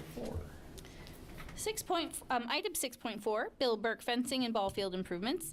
Item 6.4A, consider awarding the bid for fencing and ball field improvements for Bill Burke Park to Vote Sparga Construction, Inc. in the amount of $802,606.78 with a $40,130.22 or 5% construction contingency for a total project authorization not to exceed $842,737 and authorizing the city manager to execute a contract with Vote Sparga Construction, Inc. upon fulfillment of all prerequisites under the bid documents. And item 6.4B, consider authorizing the solicitation of bids for Berkley Family recreational area drainage improvement. Mr. Hammond. Thank you, Mayor Hoppick. Commissioners, Jeff Hammond, Parks and Recreation Director. Stand before you for consideration of proposed improvements and bids for Bill Burke Park and the consideration of a proposed project authorization for Berkley Family recreational area drainage. The points I'm about to go through encompass some significant decisions that have got us here and also will shape the future. The master plan, Salina Parks and Recreation Master Plan, adopted in 2018, identified specific needs for Bill Burke, including field under drainage, regrading fields, repairing damaged fencing, and converting a building to an umpire changing room. It also included Berkley Family recreational area, requiring a water diversion system improvement. We've had a public-private partnership with Salina Athletic Partners or Salina Baseball Enterprises to enhance baseball and softball experiences in the city, and that's been established, and the city's share of that amounts to $4 million. The prioritization of the projects between the Parks and Rec Master Plan and Salina Baseball Enterprises were categorized some time ago between high, medium, and low priorities. That was provided to you in a study session. In the 2022 budget discussion, the City Commission expressed its intention to fund $1.5 million of the city's share in cash and finance the remaining $2.5 million through bonds paid with the transient guest tax revenue. Contract for engineering design services was executed with Schwab Eaton Engineering for $239,000. This facilitated the design and specifications for infield improvements at Bill Burke Park and Berkley Family Recreational Area. A representative with Schwab Eaton is available online today through Zoom. Synthetic turf and fencing improvements were completed earlier this year. Contract with Nemaha Sports Construction for those synthetic field improvements at Bill Burke Park was approved last November. last October, November. They started in November and were completed this past April. Some minor fencing improvements were incorporated into that project, resulting in a total expense of $1.78 million. The next phase of Bill Burke project includes installing new fencing, gates, dugouts, backstops, sidewalks, and performing a site restoration. The bid documents were published July 26th with the submission deadline of August 17th.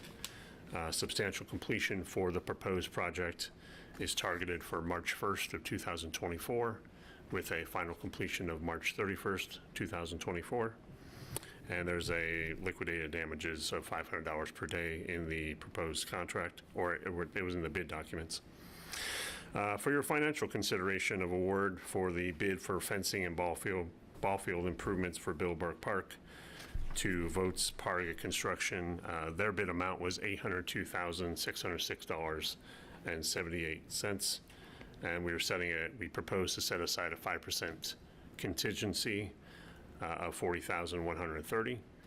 This brings the total requested project authorization, project authorization for the fencing and Bill Burke improvements to $842,737.12. In conclusion, for the Bill Burke portion of my staff report, these points encapsulate the progress and decisions made thus far in enhancing the recreational facilities at Bill Burke Park. Some additional items I want to bring up that were brought up to me today to clarify or to bring into the conversation. Parking, Bill Burke parking has been an ongoing problem when we have large events. We tend to run out. Adding parking was not on the original scope of work for the $4 million project. However, with the assistance of the engineering department, we have looked at adding parking on the north side behind fields 7 and 8, which were the former Bill Burke soccer fields or the current soccer fields at Bill Burke. It would create 54 additional spots of what we had proposed or estimated with our engineering staff. The design that engineering came up with keeps cars away from being hit by home runs, but it also keeps it away from the popular trail that is there for pedestrian and bike use. The soccer fields at Bill Burke are used for drop-in recreation and could be used for practice space for Parks and Rec soccer leagues to relieve some of the stress of the grass and the turf at the soccer complex. Shade structures.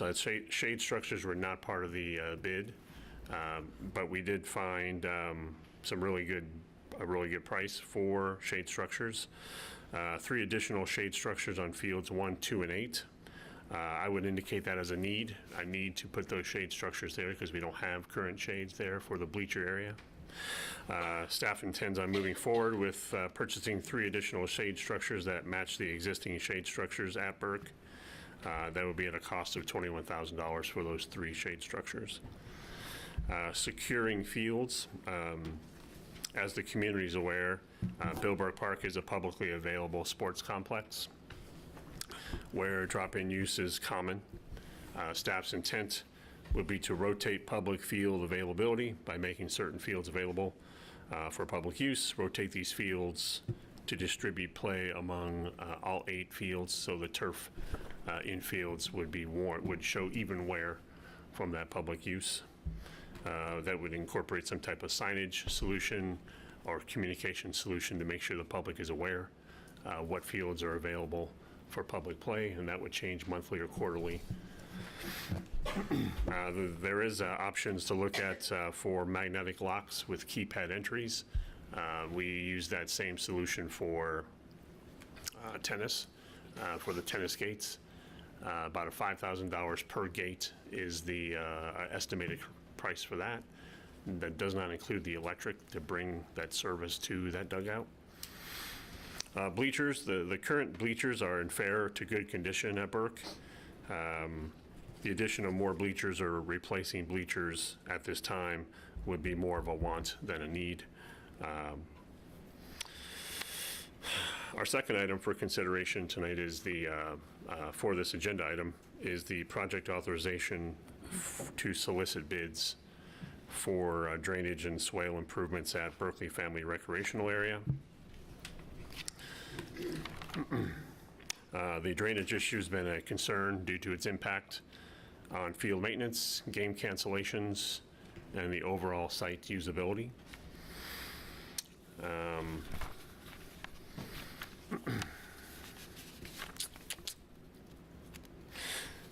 Some key points regarding this item. The master plan, Parks and Recreation Master Plan, highlights the drainage conditions at Berkley Family Recreational Area, and they mark it as priority number 19 on the priority matrix. It stems from the need to replace that water diversion system around the fields. There are maintenance challenges with Berkley Family Recreational Area in the fields. Runoff from storms and inadequate site drainage at Berkley Family necessitate ongoing staff maintenance efforts, contributing to field damage, standing water, game cancellations. There are images in the packet that was provided regarding the maintenance challenges that staff faced after rain events. Additionally, there are videos that can be played at the end of my staff report that we can play on the screen if the governing body so chooses of some of the drainage concerns. The proposed solution, staff collaborated with Schwab Eaton Engineering. City staff have revised a solution to address drainage concerns at Berkley Family Recreational Area. And there are some different options that go along with that. And I believe if Jacob wants to bring up some visuals, this is option one. This is the full installation. The comprehensive option entails runway drainage improvements and swale grading. So the runway will be on the bottom of your screen in yellow, and the swale would carry the water to the north. For Matson Fields 1, 2, and 3, and 4. The estimated cost of this is $767,541.60, including a 5% contingency. Assuming the proposed bid was accepted from Vokes Parga by the governing body for the fencing and Bill Burke improvements, the estimated expense of the full installation of drainage and swale improvements at Berkley Family would exceed the $4 million project by an estimated $93,500. The scope of work of option one, and this kind of somewhat pertains to many of the options. The proposed solution includes various components such as installing new curbs, storm sewer inlets, trench drains, and associated storm sewer piping. This option aims to address surface runoff and from the runway and enhance swale grading to bring that water off the fields, off the area to the north. It's designed to a 10-year flood, which is very common for how we design our streets as well as in the city of Salina. Option 2, and 2, 3, and 4, the alternatives focus on specific areas within Berkley Family and offer varying levels of improvements. So Matson number 2 is the runway portion of Matson. And you can see that on the screen there. Option number 3 is Matson Field only.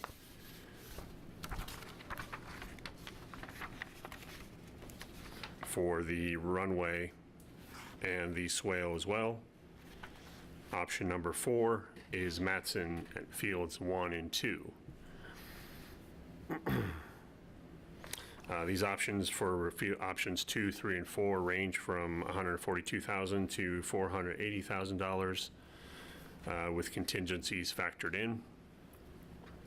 These options 2, 3, and 4 would be within the $4 million funding for the Bill Burke and Berkley Family project.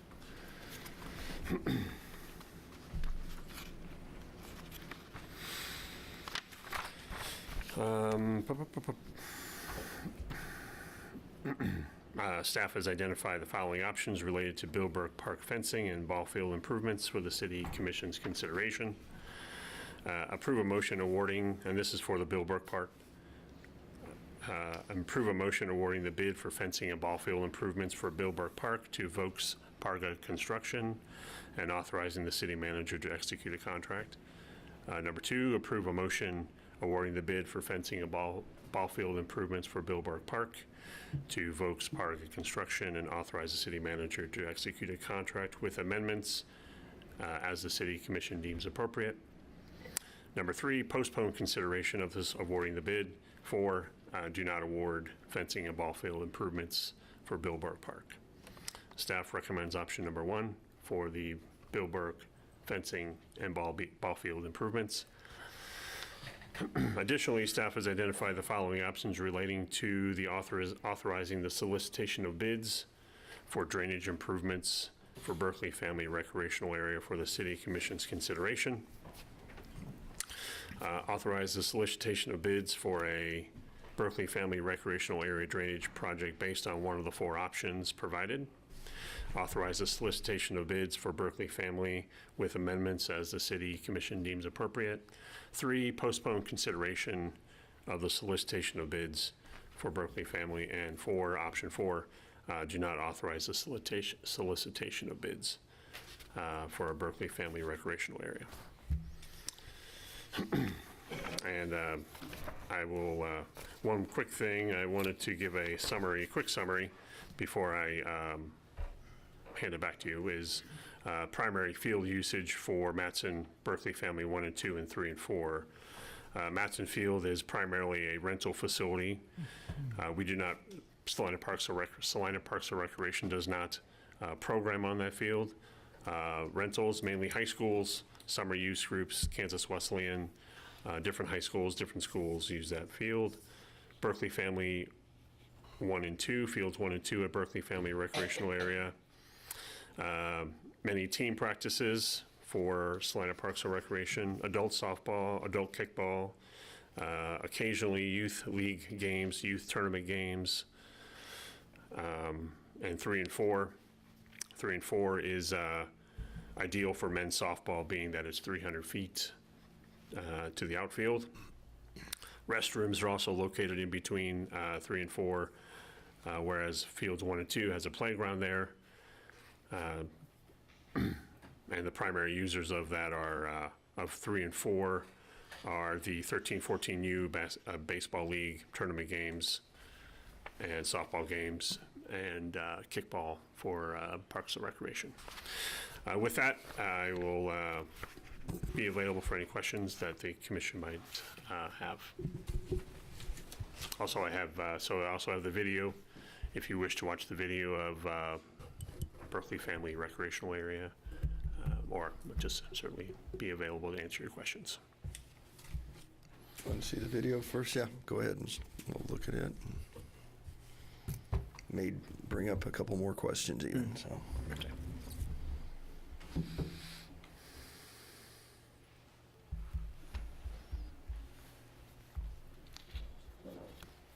Hopefully it works.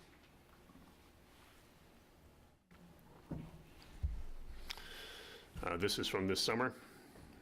This is July 14th, 2023. And it's a drive from north going south from Matson to fields 1, 2, 3, and 4.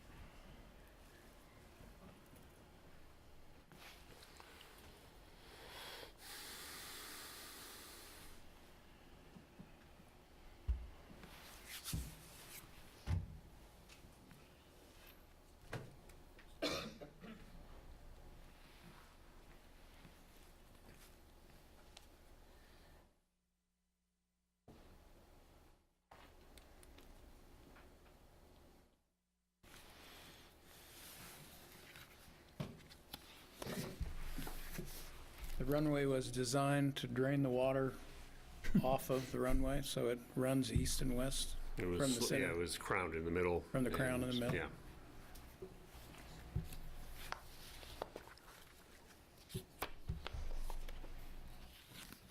And where does the water from Evans and Wilbur drain? Does it also move north? They go to, I have to ask Travis and help me answer that question. Is this field 1 and 2 right here? I wasn't keeping track of the video. What I field is think that, this would Jacob? be 3 and 4 right here, wouldn't it?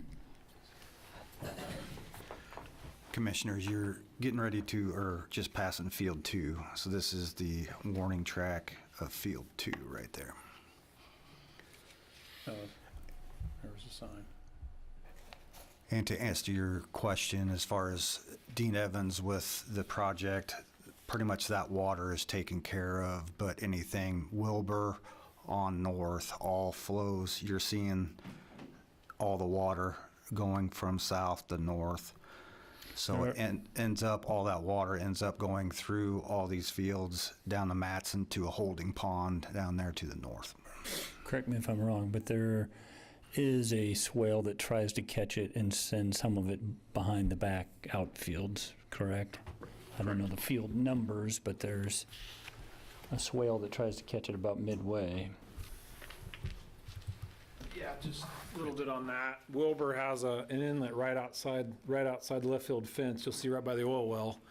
That box and that pipe actually goes to the golf course, to the municipal golf course to the west. So some of the water, is that where we're at? We're getting close? We're between 3 and 4. We're still 3 and 4. So beyond 4 and Wilbur, there's actually an inlet out there. And it actually takes it to the west and through the old cottonwood tree on number 3. If all of us have played golf and been there, big old hole right there, and there's a box that runs all the way under the golf course over to the holding pond that's in the golf course. So surprisingly, we get some of the water away, but once 4 starts, pretty much everything from 4 to the north ends up in the holding pond that Travis just talked about. How much was in the rain gauge on this event? Anyone know? 1.5. An inch and a half we received that day. And here's the area Dan was referring to right here. Yes. Yeah. There's the diversion structure. Yeah. Mm-hmm. Has gaps in it.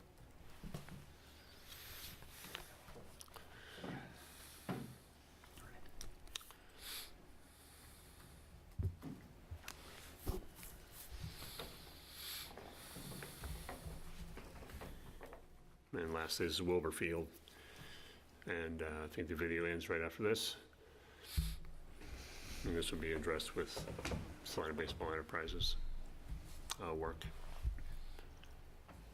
And I believe their intention is to tie into the drainage system they put into the back to tie into Dean Evans the same way they did that system. The other video is from 2022.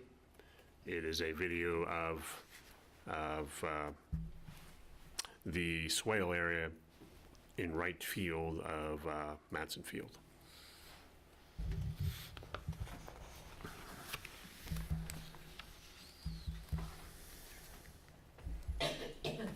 It is short.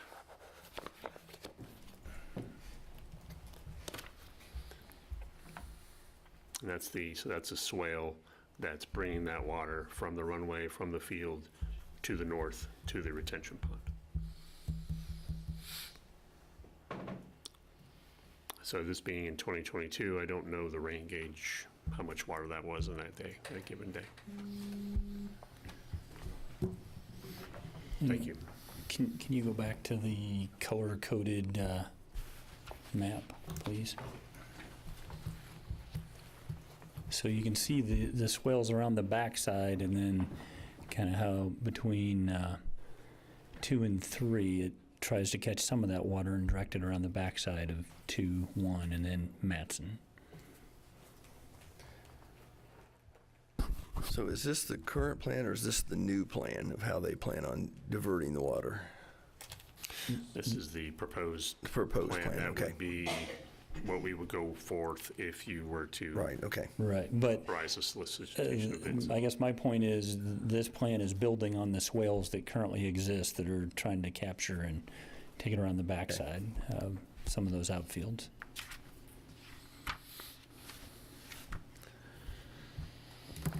So I guess we really have two separate items here, but one kind of plays into the other. And I guess my question was, when we look at the 802,000 that we're looking at, that does not include what's on page 6, correct? When we look at the score tables, backstop padding. Correct. Those are items that were identified So as remaining. do we need to decide if we want to do those before we look at Bill Burke? Or, I mean, look at Berkley Family? Right. So part of the reason we brought all this together is recognizing we're on a budget and trying to give you a sense of how this is coming together compared to budget. So as Mr. Hammond indicated, without those items listed, which I've totaled those two different ways. Without the bleachers, that's essentially $41,000. With the bleachers, that's $107,000. And then if you look at the full build out of the drainage at Berkley Family, we're 93,000, 93 and a half over budget. So that gives you a sense of, we certainly can afford what was put out to bid for Bill Burke. We could afford some or all of the items that are on that list, and depending on what we do with drainage, if anything, at Berkley Family, if we choose one of the alternates, we can probably stay on budget. If we choose full build out, then we're slightly over budget. You talked about the parking. I don't see a number on here, a dollar amount for the additional parking behind Diamond 7 and 8. Do we have an idea what that would be? There are no current estimates of price on how much that would be. The original concept was more of a temporary solution, so if we expected to have an event that was going to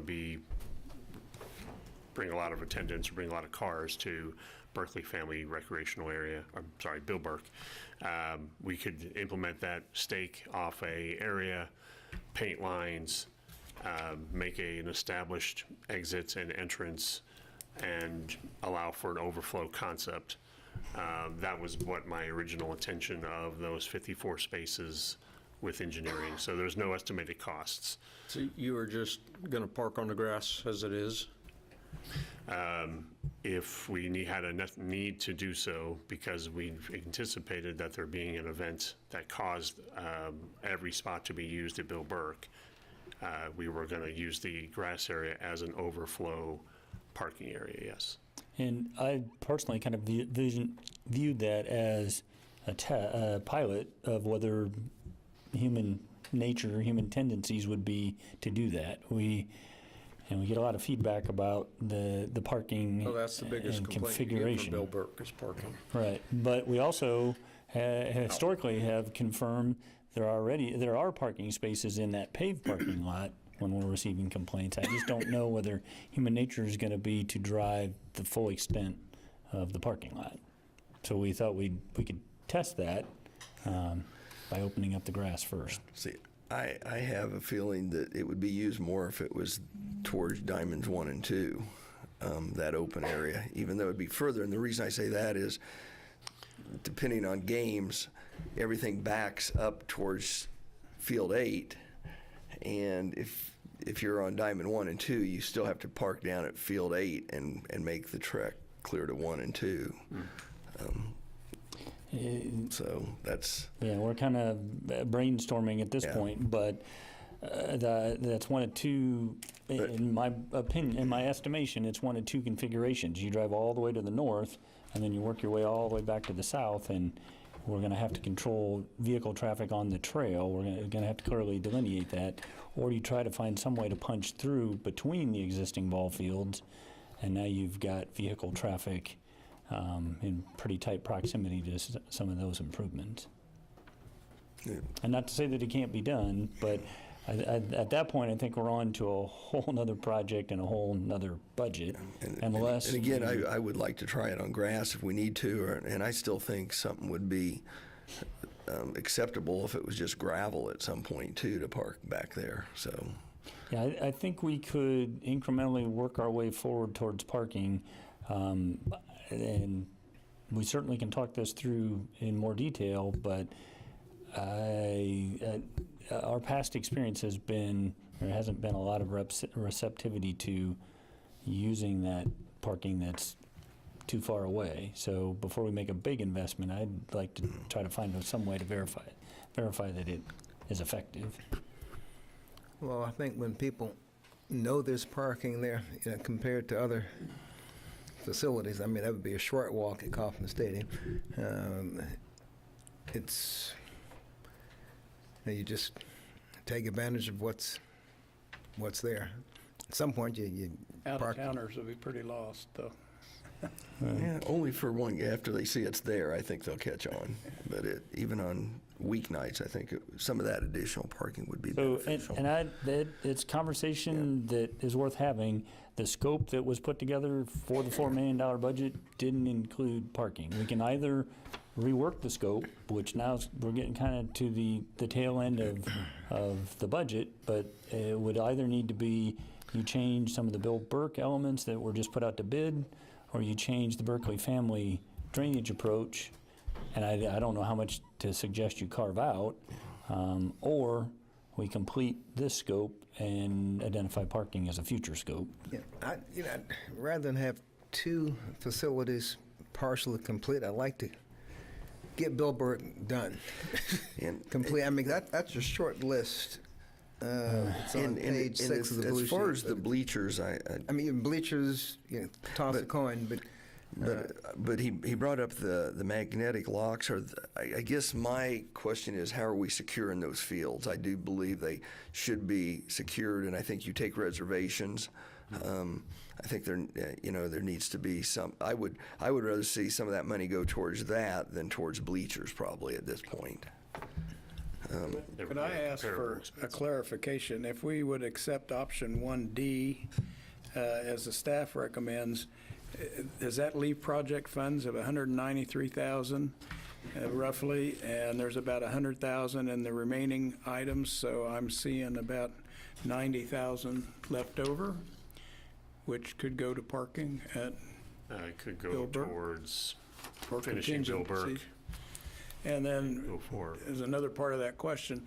What happens with the water that's still on, I guess it'd be fields 3 and 4? It will be, that be constrained there when there's a rain event, even though we've built this drainage? That's a good question. I would probably leave for Judd Gladden, who's with Schwab Eaton, or if Dan Stack wanted to give it a shot, but Yeah, I'd be happy to chime in, Jeff. Sure. Thanks, so Judd. if you don't construct any improvements at field 3 and 4, it's going to be the same drainage pattern that's there now. So the surface runoff from the runway is going to continue to hit the fields, and that old asphalt curb, those existing swales behind field 3 and 4 will remain. So they're not cleaned out and have enough capacity right now. So that same drainage pattern is still going to exist, but you'll still have the same drainage problems on field 3 and 4. It's not going to make issues or create any further issues on fields 2, So 3 1, and or 4 Matson would to the be north. unplayable, but the water on them wouldn't make 1 and 2 unplayable. Right. They'd still That's be right. able to It would not. drain that water away. Okay. Commissioner Ryan, to answer your prior question, I think that's an accurate description. If you did that option, it would leave some funds. If you funded the other elements, whether that's with or without bleachers, that there would be some remainder. My only caveat is we have to put this out to bid, and the bids have to come in favorably. I think you covered a little bit about up at Dean Evans and Wilbur Field. So that, the water coming off the runway is not an issue there at Wilbur? I believe it is currently, but it'll be addressed when Salina Baseball Enterprises implements their project. Okay, that was my next question, is tying in, you know, we heard about Salina Baseball's alternate plans for Matson Field. So are we gonna be doubling up what they wanna do, or does this need to be done before anything happens with Matson?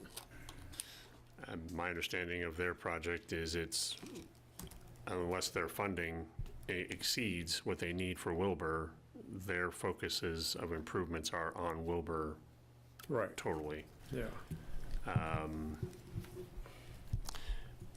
I guess if their funding gets wild and it's very favorable to them, and we start implementing projects at Matson Field, and this project's done for Matson Field, the drainage is already addressed, we can focus on some of the other issues at Matson Field. I'm not sure if that answers your question, Commissioner. Well, I guess my main concern was if this drainage needs to be addressed before anything else happens at Matson. It's my opinion, yes. There might be, the city manager might have a different opinion, but I do. Yeah, I'm in total agreement. Whatever else we improve is going to get inundated with that runoff water. Okay, I just didn't want to be the only person, only opinion that matters, but I believe it's a very important. And it's number 19 on the master plan for a reason, because it causes a lot of damage. And it causes a lot of staff time to basically refabricate the field when there is a rain event. And to the prior conversation about reworking the scope, I completely understand that, and it's within your purview. But if we redesign it too much, I feel an obligation to go revisit the commitment we made with the public-private partnership that was the $4 million funding for the project and the scope. This drainage cost is far in excess of what we had anticipated, but this scope of work has been driven by that conversation, however long ago that was now, in terms of trying to deliver on our commitment. I'm comfortable with accepting the staff's recommendation and seeing a little left over afterwards that we can figure out what the best needs are for that remainder. Maybe it's parking, maybe it's other things. My thoughts are very similar to Commissioner Ryan's on that. Is there any cost and efficiency in doing all 4 fields, 1 through 4 at one time? I mean, it looks like it was about 200. I figured out that if you delete them, it's $270,000. Does that become $600,000 in 2 years? It feels like it did over the last 2 years. But in terms of efficiency of scope of work, I'd have to defer to possibly the city engineer or Judd with Schwab Eaton in their experience in the market. I guess, I'm sorry. No, go ahead, answer sir. a little bit of that. There is some efficiency in doing it all at once, because you save from that contractor mobilization fees, and the way we've seen construction costs increase, and it's been very dramatic the last couple of years, but hopefully it's not that dramatic moving forward, but it's still going to increase, so that $150,000, $200,000 work this year is going to cost more next year. Plus you add in that extra mobilization fee to get the concrete contractor and the earthwork contractor and landscape contractor out there to do the work.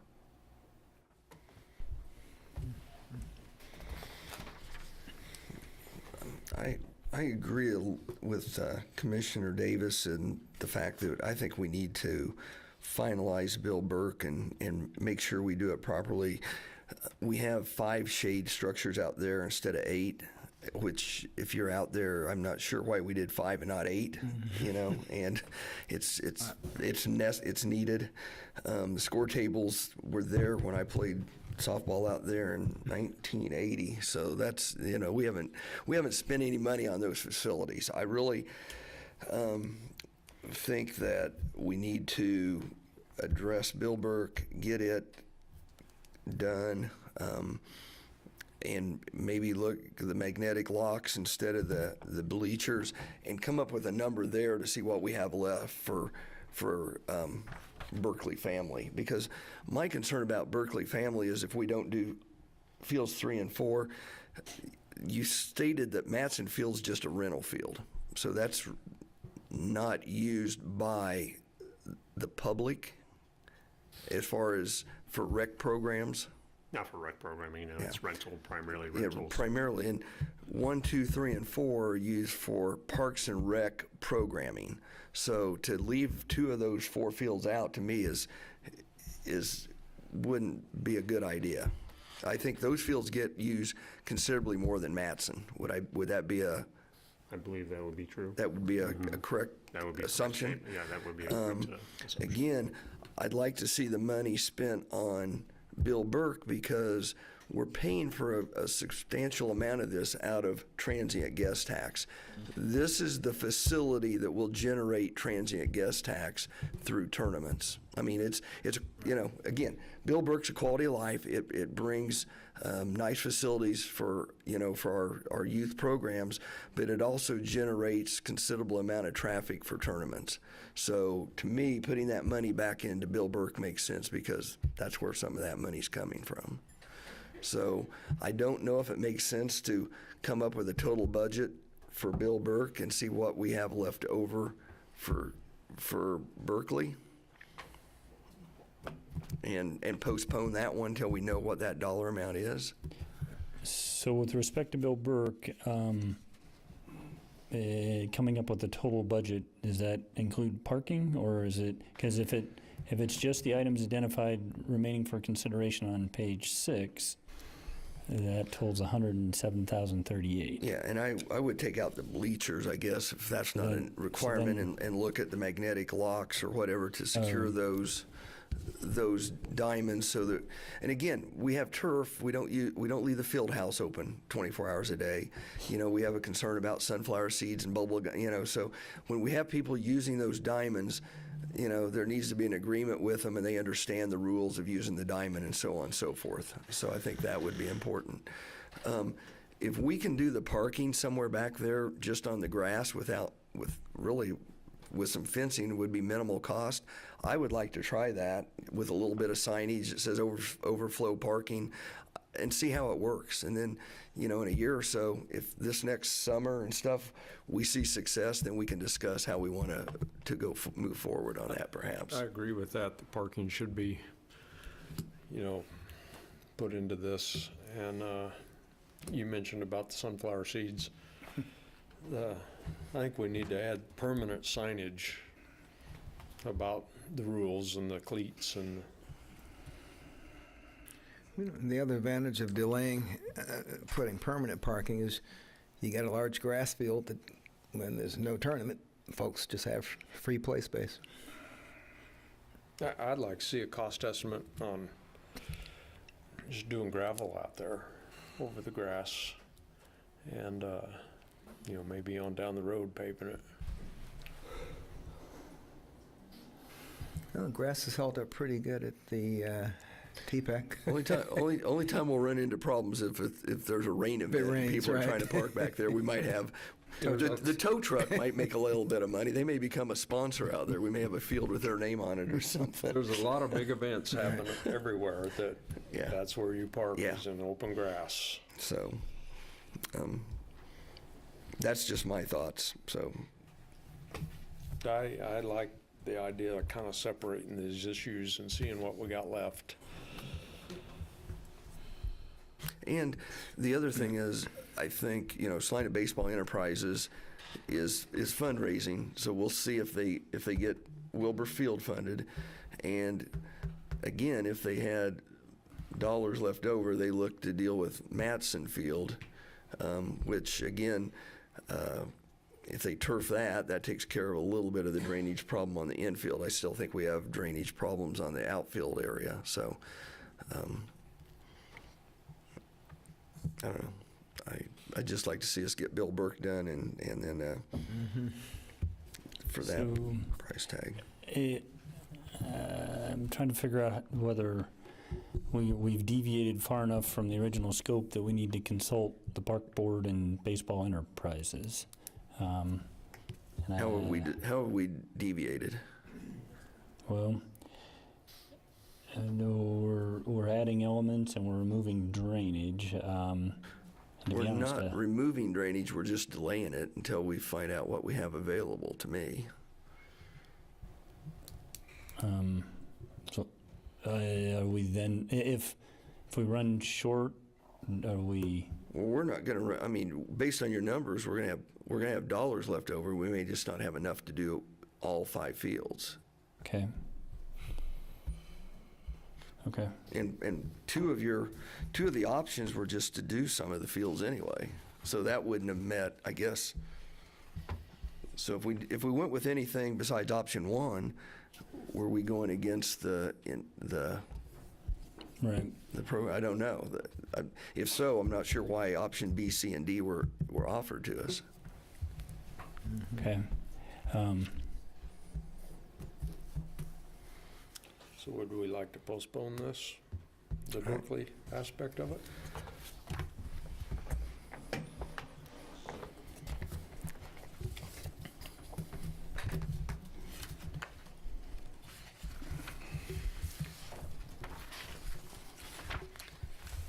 So what are we short if we don't know because we don't have bids back on the Bill Burke stuff. Could we go ahead with the fencing and ball field improvements part of this motion and then reconsider along the lines the mayor's describing the rest of the project? Well, that'd be option number 4 then, where we could actually.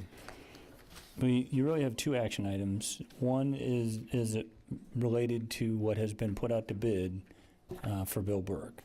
So I think if you're comfortable with proceeding with what was bid at the cost that it has been bid, you can authorize that as a standalone action. No, I'm thinking that could change if we don't. Agree. If we don't authorize it, so that should move forward. If it doesn't get in the way of the remaining parts of the project. So I think you could do that as a standalone action. If you wanted to provide formal direction to staff on other elements in Bill Burke, you could do that. And if you wanted to provide direction to postpone consideration of drainage improvements at Berkley and in whatever level of detail you want to provide there, you could do that. Obviously, you can do whatever you want, but trying to break this into manageable pieces. That's a good summary. We just handle them in that order. Yeah, I would like to move field with the fencing and ball field improvements at Bill Burke, along with the remaining items for consideration. Minus the bleachers? Minus the bleachers.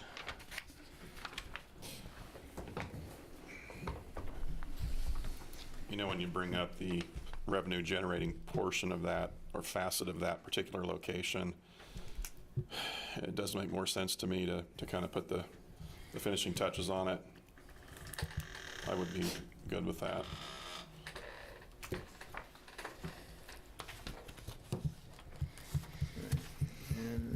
So if we were to do something like that would be item 2 to award the bidding along with the amendment would be to add the. But yeah, I don't think we're prepared. We don't have any numbers as it relates to the added items. So amendments would be more so amendments directed at Votes Parga's contract. So we would and do what we, number 1 and then direct staff to get bids to do. So are these just estimates? These aren't bids. These are just estimates that you came up with for these remaining items. Yes, they're pretty close material estimates from the manufacturer of those items. Okay. So in answer to your question, I think you could act on item number 1, as it relates to the Bill Burke fencing and ball field improvements, that would authorize the getting started on that entire scope of work. Then you could provide direction on the other items that you want staff to pursue as another action item. Okay. And then you can provide direction about drainage at Berkley Family. Okay. All right. Ready for a motion? We need a public comment. Yes, you do. Whether I want it or not, here it comes. Huh? Okay, do we have any comments or questions from the public?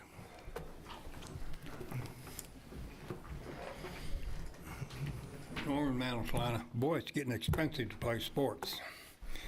But have you been looking around the state? There are other recreation areas they are closing because of cost.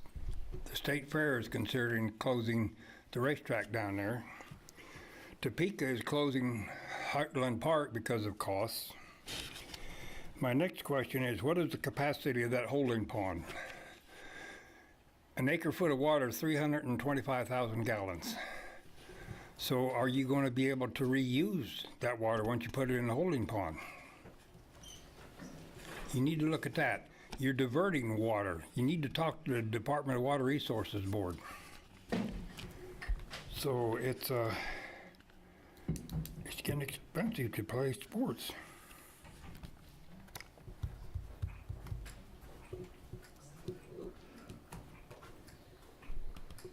Okay, anyone else? Okay, if not, I'll bring it back to the commission for action.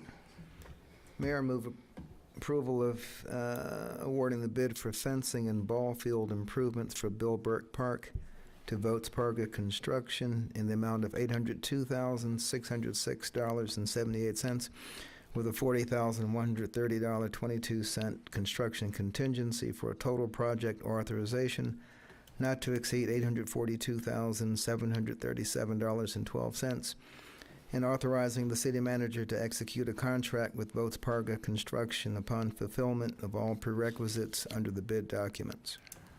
Second.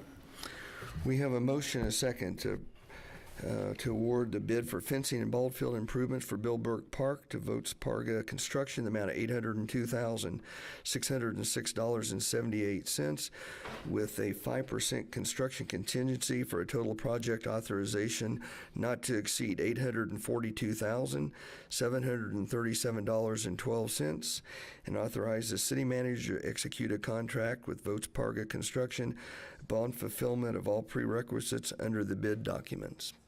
All those in favor? Aye. Aye. Opposed? That item passes 5-0.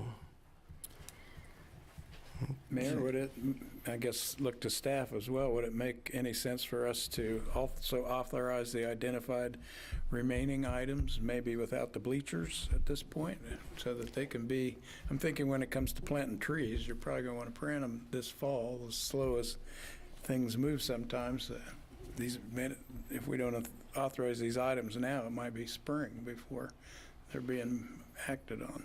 So individually, each one of those, with the exception of the bleachers, are within the city manager's purchasing authority. So whether we've bid those out or not, I think we can proceed with the exception of the bleachers, which I think I heard you say. Does that get us into, I mean, it's trying to keep us out of trouble because the total project is part of the total project. Right. I would probably, as much as you should, I think that would probably come back to us just so we don't. Yeah, okay. So, then the question to staff is whether these represent bids or whether we need to run a process and bring it back to the commission for action. How long would it, well, you're going to have to get bids anyway. These are estimates from one source. It's not, it wasn't a process fully complying with the purchasing policy. So we've got to, to identify more than one bidder or more than one vendor to get a competitive price. Okay. The shade structures, does this all come from one source? That would be my preference because the same source of what the 5 that were put in early 2000s, this is the same manufacturer of those, and it would be very similar to the 5 that are already there. But again, just that was the estimated cost from that one vendor. And those are the sail type things? Yeah, they're hip roof, 15 by 20 feet in footprint with a 12-foot ceiling. So same construction, same Question. look, same color. So even for, let's say, the yellow safety cap, 1,500, does that have to be bid, or is that something the city manager can just? What we have said previously is when you have a project Right. that's going to, in aggregate, exceed the city manager's purchasing authority, you as the governing body need to sign off on that. So typically, we would bring it to as one comprehensive project to be approved. But these are, I'm assuming the bidding process itself at some point gets more expensive than the cost of an item if it's only $1,500. Well, the bidding can amount to checking 3 vendors at the staff level. It can be just be a one-day afternoon phone call and. Right. Okay. I guess I would have thought the safety cap would have been included in the original fence bid. Yeah, my reason for asking was we've been just to separate out the shade structures and authorize you to purchase the others. We've got more staff. We need to staff this through further regardless of how you package it. So we Do might you as need well a just motion finish to our move work. forward on this then? Certainly, that would be fine. It actually provides clarity on specificity, what it is you want pursued. And I guess I look at commission, do we want to look at the magnetic, of course, we don't have power to that either. That'd add a considerable, let's just, I don't know. One thing leads to another, doesn't it? Well, staff can, or we can put solar panels up. Well, is the big sticking thing to... What's that? Is the big sticking point to feeling like Bill Burke has completed the parking aspect? Or are we've kind of got her done here? But haven't for we, parking, except for the parking issue. If it's acceptable to the governing body, I think you give direction on everything but parking, and we've heard you that we need to come back with some parking options for future consideration. And we can do that if that's a higher priority than drainage, and we now know that where we stand on drainage relative to the budget, we can make parking a priority before we take up drainage any further. Yeah, I'd like to think we could do something with the parking on the grass at a minimal cost, but. And with a relatively short time, within a short time frame. So then I move to authorize, to direct city staff to identify or to secure bids and costs and options for the identified remaining options for Bill Burke, including door, gate access control devices, or whatever generic name they go by. Okay. And excluding bleachers? And excluding the bleachers? I've not sat on them in a while. I'm totally at the mercy of someone who's been there recently. I can go either way. I would exclude them for now, just for cost. I've been out there, I just haven't sat in them. Yeah. Excluding the bleachers. Okay. We need to take you to a ball game. In the morning, when that sun is not staring you in the face, yeah. Okay. Do we have a second to that motion? I'll second that. We have a motion and a second directing staff to get bids on the remaining items for consideration, including, what do we call it, lock system, and excluding the bleachers. All those in favor? Aye. Aye. Opposed? Okay, that passes 5-0. So that leaves us with the Berkley Family Recreation Drainage Project. Do we have direction we would like to take on that? I assume our major stumbling block is that we don't necessarily know how much money we would have to spend on the project. Right. Perhaps have this brought back to us after we finalize costs for Bill Burke. So I'm assuming that 5 or 6 weeks would be enough time to settle the Bill Burke issue. I don't know that you need to take formal action on that. We don't have any bids, so if that's the consensus of the governing body, we can certainly work that timing out.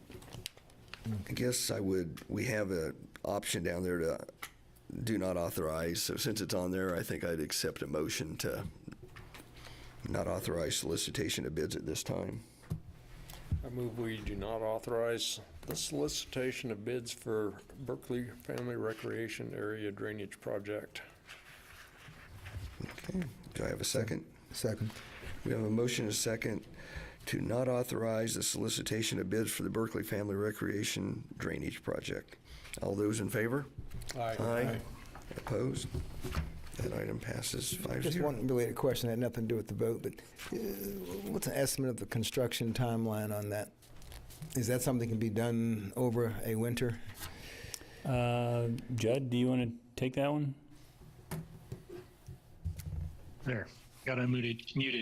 Yeah, I think that construction work, or the concrete works, we got the removals, the concrete pouring, and the grading and seeding, that could be done off-season.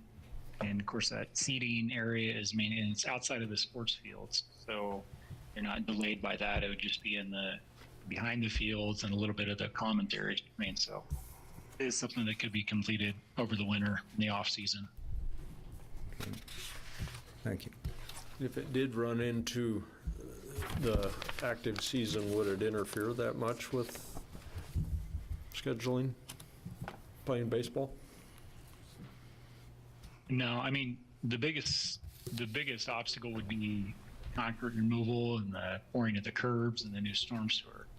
So that would have to be done outside of the playing season. We're going to trench new storm lines on the edges of the fields. So that would impact the playability of the fields. The grading work, that could be done probably during the season, and would not impact field playability. Okay, thank you very much. Yeah. Okay, that will lead us to other business. Is there an item the commissioner would like to bring before the body? Just observation, I was in Washington, D.C. this weekend. I was driving home at night, and I noticed that the traffic lights were very visible, and it's because they had those in yellow boxes around. I never paid attention to it before, but the traffic, it's a lot of lights and store lights and everything, but it actually does make the traffic signal a lot more visible. And I've noticed that as you're driving with the sun blaring, when it's kind of, everything's a blur, that yellow strip reflects and you see it pretty good. Okay. And I've got one item. I think, commissioners, I think you're already aware of this, but just want to confirm that we have moved study session topics around, and so our next meeting, we won't have a meeting Monday because of Labor Day, but our meeting after that, on the 11th of September, staff will be presenting on the animal shelter, both to provide information in response to the comments that you've received, as well as provide recommendations and a broader overview of kind of the operations and the challenges. Okay. Thank you, staff, for putting that together for us. Anyone else?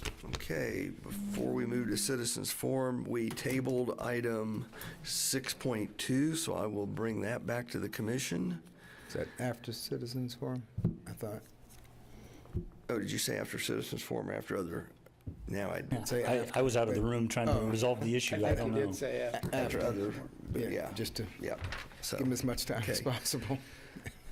Okay, I guess we have discussion. There was discussion brought to us by SDI concerning the closing of both the 100 block of North Santa Fe and the 100 block of South Santa Fe.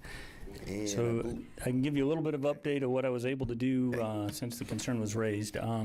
Staff was off-site in training, but they've responded back to our meeting, and then they were able to reach out to Hannah Holt. I can see sitting to the side. So the applicant is now here, and so what I'd like to do is ask staff to walk you through the due diligence that was done prior to first reading, and then we can talk through the scope of the project and whether it could be changed. Okay. Mayor and Mr. Scruggs, if I may, Microphone. I'm sorry. I thought they were yelling at me. Well, no. The concern was that I gathered from the city clerk, or deputy city clerk, that motion was to table the matter until after the citizen forum. Was it after citizen? Okay. Yeah. Okay.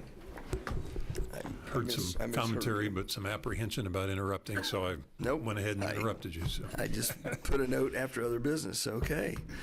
We will table that till after Citizens Forum. So we are at Citizens Forum. This is an opportunity for individuals to come up if they have an item they'd like to address the commission about. We ask that you keep your comments to 3 minutes or less, and please state your name and where you're from. Rosemary Mai for Salina, Kansas. And Rosemary, could you pull the microphone down so everybody can hear you? Thank you. I wanted to let everybody know that the Granny Brigade is started a collection for the Maui, Hawaii fires. We started a collection today, and we're going through till the September the 9th. And we have different locations that we have collection boxes at, and they are Vanderbilt's, Salina Embroidery Work, the Blind Pig, Cleves Marine, and Reynolds Law Office, and the radio station, KINA. And if you want to make out a check, it can be made out to Hawaii Catholic Community Foundation, and they are a 501c in case you want to use it for an income tax deduction. If you have any questions, you can contact me. The radio station has all the information.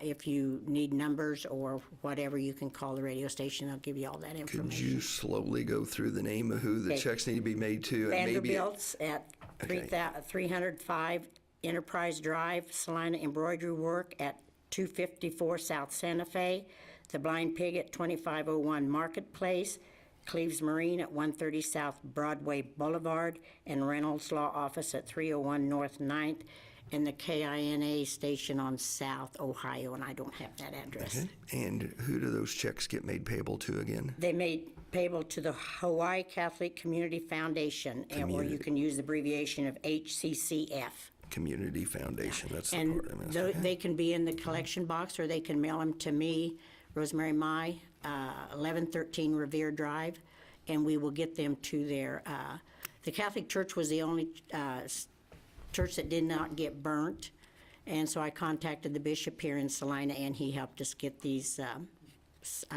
organizations so that we can send money to. We did a real good job of collecting water for Ohio, and I think the citizens of Salina will come up and help us with this tragedy. Thank you. Very good. Thank you for coming forward.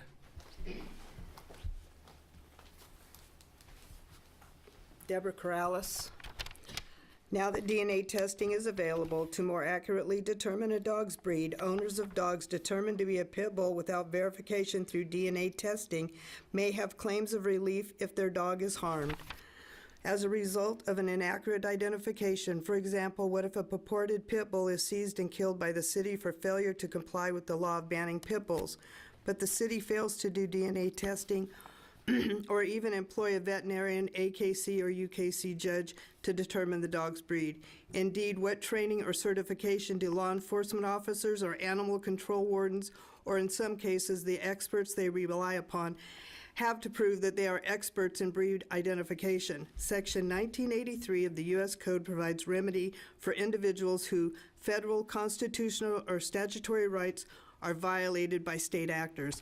Dog owners have challenged breed discriminatory laws, sometimes successfully, arguing that the law is overly vague for failure to adequately define the term pit bull. Such vagueness violates their rights to due process by providing insufficient notice to owners and insufficient guidance to local authority to accurately and fairly classify dogs under the definition.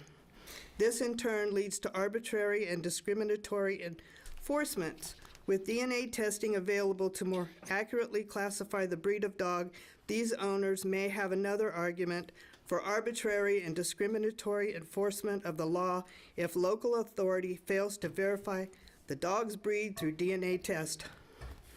Although the official may have defense of qualified immunity initially, Once DNA testing becomes commonplace, which here in Salina it has, you've spent $6,400 DNAing tests on dogs. Identifying the dog's breed based solely on appearance will no longer suffice as reasonable, especially if the result is harm or death to the dog. Moreover, if the jurisdiction fails to adequately train its officers on the use of DNA testing, the municipality may be held liable as well. In fact, a private veterinarian who determines a breed of dog based solely on appearance may be subject to suit of malpractice if their identification is then used by local authorities to harm the dog. The outcome for the jurisdiction will be increased cost to verify the dog's breed in order to properly enforce the law, or an increased cost of litigation defending suits for failure to do so. Given that breed discriminatory laws have already proven both ineffective and inefficient, obviously we got 30 pit bulls at the shelter now, they just got 7 new ones. The new wrinkle is yet another argument for enacting non-discriminatory laws to regulate owners and their dogs. Chihuahua and a Great Dane are 99% the same dog, and Wisdom Panel can tell the difference. Thank you. Is there anyone else?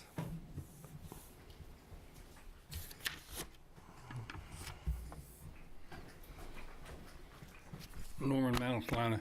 Keep track of this lawsuit over the Coveria wildlife issue in Cheyenne Bottoms. Lindsberg is discussing water police rationing water. Political is getting into this now. A senator has gotten into this issue about water rights. So keep track of it.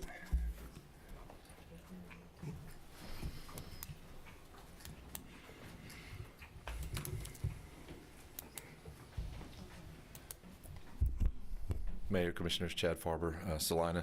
I didn't get a chance to answer the comments from earlier. Seems like our assessments were raised and taxes went up with those assessments. And so the taxes actually increased. I know you're going to have your bottom line of we dropped the mill levy, we dropped the mill rate, but taxes still went up. And we still, a lot of us still remember the fact that all 5 of you voted to lobby our state legislature to not drop the food tax for our local community as well, which again would have saved us a little bit of money here in our community, and that was not right as well. I did want to mention that the Battle of the Badges is going on right now, the Red Cross blood drive, and from what I'm hearing, they are in desperate need of blood donations. So that's taking place at Sunrise Presbyterian Church over on East Beloit, I believe it is, and that's ongoing today, tomorrow, and Wednesday morning, I believe. So if you're able to give blood towards that donation, that would be a wonderful thing. Thank you, guys. Thank you. Mr. Farber, did you take your concerns of the tax exceeding revenue neutral to the county and the school board? I have not. I have not. That's where the biggest percentage of your property taxes go. It is. I saw an immense increase for the airport as well, 30% increase there as well. That hearing will be Wednesday. Thank you. This coming Wednesday. Yes. I've got the paper there, so I'll go back and look at it as well.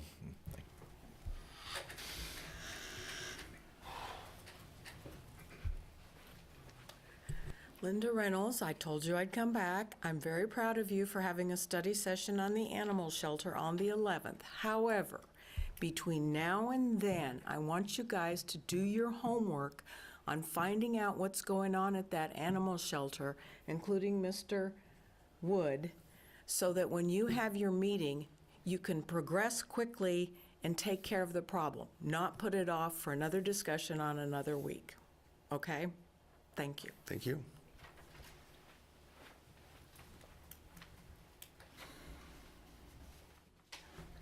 Okay, anyone else? Okay. Now, I think we're ready to go to item 6.2. So if I could, I'm not sure which staff person to call on, but I'm going to ask someone from Development Services to revisit the process that led up to first reading, please.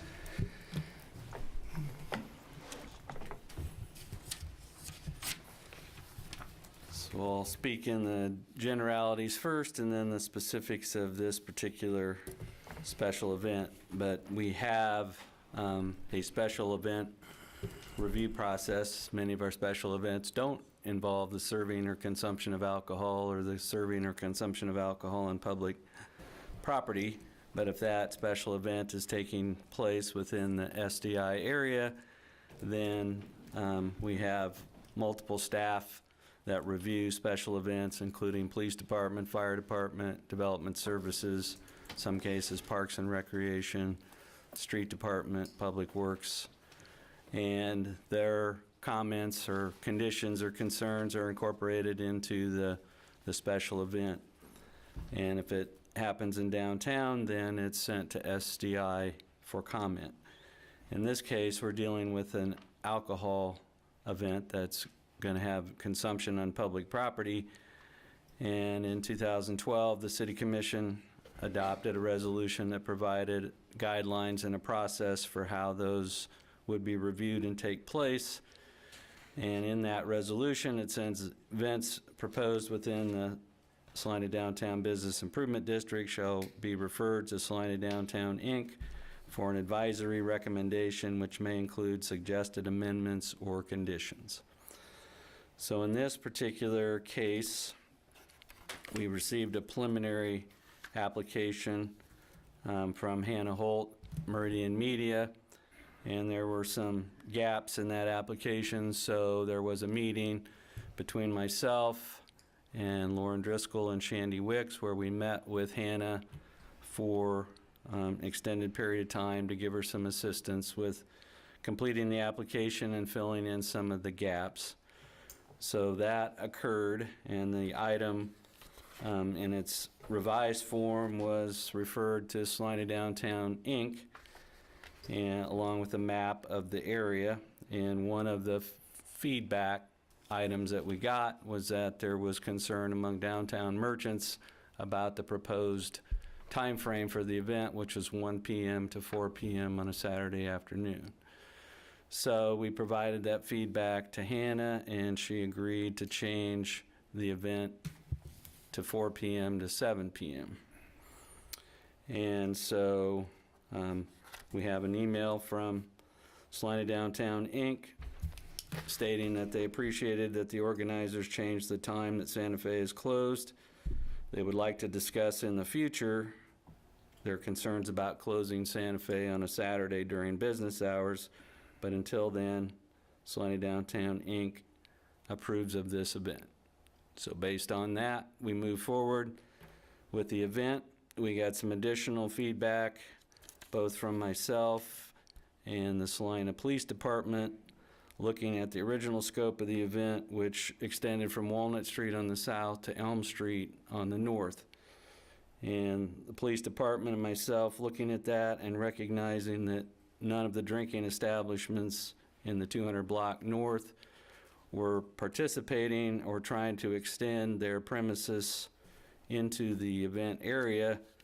The event was scaled back so that the northern extent was Ash Street. So the three activity areas are the City Lights stage area, that parking lot, the Phillips Plaza, directly adjacent to Blue Sky Brewery, and Blue Sky Brewery is going to get a temporary premises extension to allow them to serve and sell in that area, and then Strand Plaza. And so those were the three areas of focus. So the two things that changed from the time of the inception of the event to before it came to you for first reading, based on the input we received, was we changed it from 1 to 4 to 4 to 7, and we curtailed the area so that the northern extent of closed streets was Ash instead of Elm, which was originally proposed. So that's how it came to you on first reading, and the ordinance that was prepared was based on that map, and it describes the event area as occurring on Saturday, October 14th from 4 p.m. to 7 p.m. to be held in the closed portion of 100 block of North Santa Fe Avenue and the 100 block of South Santa Fe Avenue. So any concerns that may have come up today were not expressed to anybody during the review period leading up to first reading last week. Go ahead. Question? Can I go ahead? Yeah. Is the area closed? Are people being charged an admission to get into that 2-block length on Santa Fe? That would be a question for Hannah. The purpose of doing that is that it is not permissible to go from one area to the other carrying a beverage.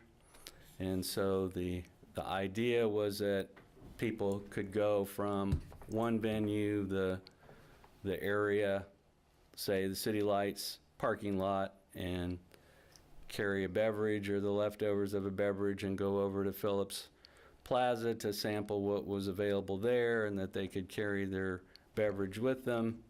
And as long as they were within that closed area, then they could carry that with them. If it was not closed, then they would be subject to a citation if they carried it out of the area. So the purpose was to basically have a zone from Walnut on the south to Ash on the north where people could move about and go from place to place. And if they had part of a beverage or leftover beverage with them, they could carry it with them. So that's the purpose of it. And the restaurants in that area, they all have access at 7th and 5th Street, don't they? If they didn't want to participate in the activity, that could still go to Grola Grill out of the back entrance? So the way that it works is that there'll be craft beer providers that will be set up at Strand Plaza and the City Light Stage parking lot. And then in a situation like this, any licensed premises that's adjacent to the fenced-off area or closed area can expand their premises out to the sidewalk or nearby plaza by filing paperwork with the state. And the only one that was a participant was the Blue Sky Brewery. And Blue Sky set up in the Phillips Plaza. Yes. And then there'll be somebody in the Strand Plaza. And the Strand Plaza, is that the one by? That's by the, it's going to be on the west side. Is Strand the one across from Prickly Pear, or is that the one by? It's the one where it wraps around in an L shape and it has the rear Barolo grill. Right. Okay. There. So it's in the Spillman Plaza is the one in the next block south. So this will be the Strand. Spillman's the one by Seraphin Bread. So Commissioner Ryan, I think your question was if they can't access the front of those establishments from Santa Fe because it's blocked off, would they be able to enter from the rear if they weren't participating or they wanted to park in as close as possible, and they should be able to enter from the rear? So is there any other programming from the event in the block from Iron to Walnut? Or Strand Plaza? Yeah, I'll let Hannah take over.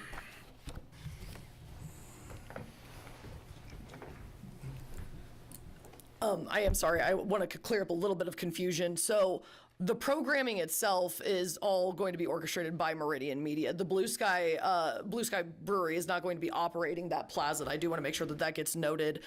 We are going to be the ones that are providing anything that is within those plazas. The way that we've crafted this in the past is that we had all of our vendors within the confines of the Heritage Hall, but part of the reason into going into downtown is so that way we can, one, increase the visibility of the event, but two, we actually have a lot more room to be able to offer more sampling in different parts of the plaza. Part of the reason that we want to extend that is to encourage people to visit restaurants and bars along that area, along that stretch, so that way they can, utilize those businesses as well. Does that make sense? So there'll be vendors set up at the stage area or that parking lot at Phillips and at Strand? Correct. Okay. And was the reason that the block from my streets, Ash to Elm, cut out of this, it was because the businesses At the recommendation at the Salina Police Department, we eliminated that block. So was it the businesses that did not want the street closed? No, sorry. I originally, we had them at that block included, but then at the recommendation at the police department to offer emergency services still during that time, we eliminated that block. I don't know that I had any pushback on businesses that were in that area as to whether or not they wanted to participate in that. So SDI, the reason we moved this. Yes, I apologize. SDI is wanting to change this to only close from ash to iron. Is that correct? Where it originally was ash to walnut? Okay. So are you in agreement with that? No. No. I would like to be able to utilize Strand Plaza and be able to extend that block still another block, because we have businesses that would benefit from it being open on that block. So you have the Cellar, you have the Prickly Pear, and you have other businesses that, again, would benefit from an event such in this nature. Sorry, go ahead, Carl. Yeah, sorry.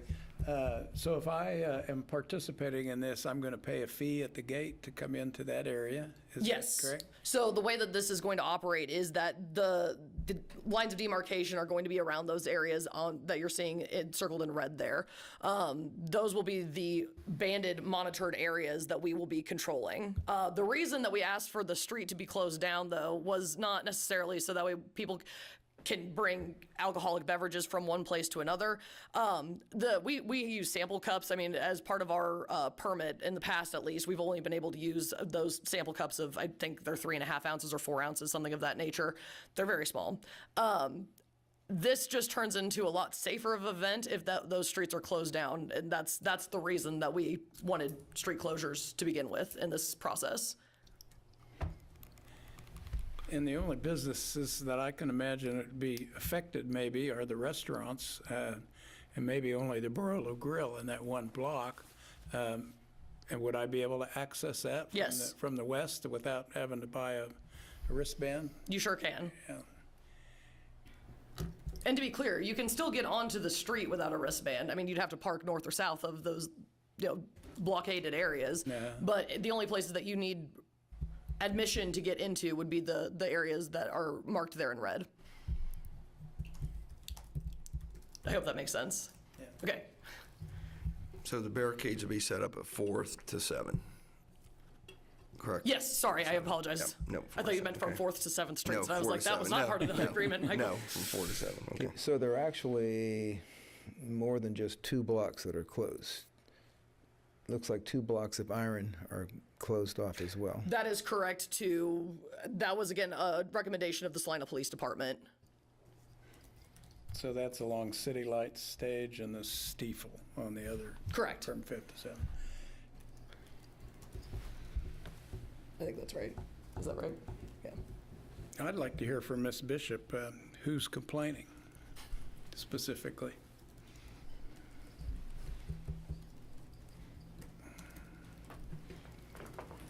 I would like to start by apologizing to the city manager, the city staff, and the commission. I learned a very valuable lesson on City Commission Meeting 101. I heard from last Monday to today, that there were a couple of businesses that were not aware of Salina On Tap, and that they were wanting to know if only one Blue Sky Brewery was the one that was participating, why wasn't that just one block blocked at Ash to Iron, and could we open up Iron to Walnut?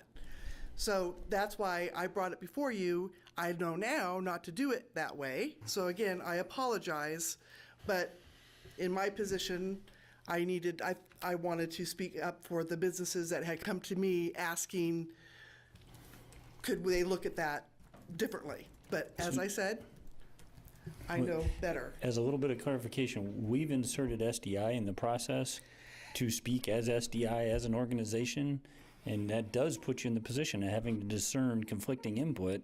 So what we really need to know is where SDI stands. As I stated in my original comment, I am happy that people are wanting to be downtown. I do and have heard pushback from many of our businesses when they close Santa Fe at any, during business hours, especially on a Saturday. If anybody was downtown last weekend, just past Saturday, it was busy from Elm all the way down to Walnut. And so as I stated, next year when we get more familiar, I get more familiar with the permitting process, and we all learn together on the permitting process, I would like to have a conversation where we can discuss alternatives to closing Santa Fe. What I made my mistake today was bringing this before the commission and city staff. I should have called earlier today, and that is my mistake. And I appreciate that, but it still leaves us with, is SDI in support of the application or in opposition to the application? I don't like when Santa Fe is closed to support my downtown businesses. I also understand that Santa Fe is a public street. I've never believed that I have had the authority to say, no, you may not close Santa Fe. So Hannah was gracious. We discussed it. They changed the time, which I stated earlier that I appreciate the stating the time of going from 1 to 4 to 4 to 7. So in this case, with Salina On Tap happening next month, I will say Salina Downtown will support the event. And I would appreciate, but as I mentioned, going into next year, 2024, maybe we can have a discussion where we have some more clarity on what Salina Downtown Incorporated can ask when Santa Fe is being asked to be closed. I wouldn't punish you. I mean, it was a valid question in my mind, and that's the reason I asked what programming was occurring south of Iron Street, because those are long blocks. I mean, you can put a lot of stuff in one of those blocks. There wasn't planned programming out of our office, if that's what you're asking. But you know, from the program to sponsor, yeah. Right, but there's a few stores, believe it or not, that do stay open past 5 o'clock, and the restaurants are gratefully and thankfully busy, and so there will be people coming that will not be participating in Salina On Tap, and so as I mentioned, going into 2024, I'm hopeful that we can come to an agreement where our office and I myself understand what we can say yes to and what we can say no to. But as Santa Fe's being a public street, I've never felt like I had the authority to say no, you can't close that street, because it would come before. I have a question. SDI does the wine walk, or yes. What is it called? When you do the wine walk, does that require a special? It requires a special event permit, but where they drink inside, they don't take anything out of. They do not take anything out. And so now that makes me look at staff. Would we be able to do this without closing the street and allowing individuals on the sidewalk and not closing off Santa Fe itself? Did we, I'm trying to think how we've done the St. Patty's Day. When we did the St. Patty's Day pub crawl, did the street get closed off, or did we just? I am unaware those happened before my tenure at SDI. I don't remember. I don't. Dean has a comment. Dean has it. Of course, Dean would remember. He's got all the information. The St. Patty's Day event was illegal. It was not a sanctioned event. Wrong answer. Didn't see that coming. The participants received citations from Kansas ABC. Okay. So we won't do that. Is that what you're saying? It doesn't provide a good example for what we're trying to achieve here. Okay. And I know you directed the other question to me, and I don't know the answer to that either. The intent of the process that we built is to try to vet these questions and these, configuration scenarios in advance rather than at the podium. That's not to say that we can't try to work it through right now. I think that's a question for Hannah. She stated her purpose for trying to close the street. I look at city staff again. Based on what we've heard, can we do this without closing Santa Fe? I think the first thing I need to do is then refer back to the applicant and say whether that's workable. I mean, if the applicant says no, then we're forced with a up or down decision. I mean, are we closing Santa Fe to just allow people to walk in the street, or are we doing it for a safety? It's to eliminate traffic on that street. And this is another thing that I was in my prime during the St. Patty's Day pub crawls, and there was a lot of street traffic there. And I do remember that being a cause for concern of people spilling into the street. I'm not saying that I want people inebriated to that point, but we do want to make sure that our people are safe. It helps me host a safer event, and that's really why the street closures are important to me. I don't think that this event runs as successfully without the street closures. And I recognize that does create more headache for everybody involved. However, the safety of the participants is of the utmost importance to me. But now the other issue was that's the only way you can allow someone to carry that beer, no matter what size, from, I can't keep all the plaza names, but from City Light down to Strand Plaza. Right. If that whole area wasn't barricaded, they would have to do something with the cup before they leave the shaded areas. So the issue with the St. Patty's crawl was that people were taking beverages from one establishment to another, carrying it up and down sidewalks, carrying it across streets, which is prohibited by state law unless you have an approved permit from the city commission, which they did not. So the wine walk and events like that can work if people leave their beverages at the door and don't go out onto the public sidewalks or public streets carrying their beverages. My observation was that closing the street would allow that to happen, but it is not 100% essential that the street be closed to allow this event to take place if everyone understands that when you leave City Light's parking lot, you've got to drop your beverage, full or not, at the gate, and when you go to the next spot, you can't carry it with you. That's the primary distinction. And I guess the only issue that I'm thinking of, within the northern block, I mean, if you have two stations in the same block, it'd be natural to allow free, transit from one to that. I just didn't know how much else was going on south of Iron Street. The only thing that's happening, just the way the boundaries were drawn, was based on the event happening at Strand Plaza and the desire to have the street closed to traffic for those two venues and for people going back and forth.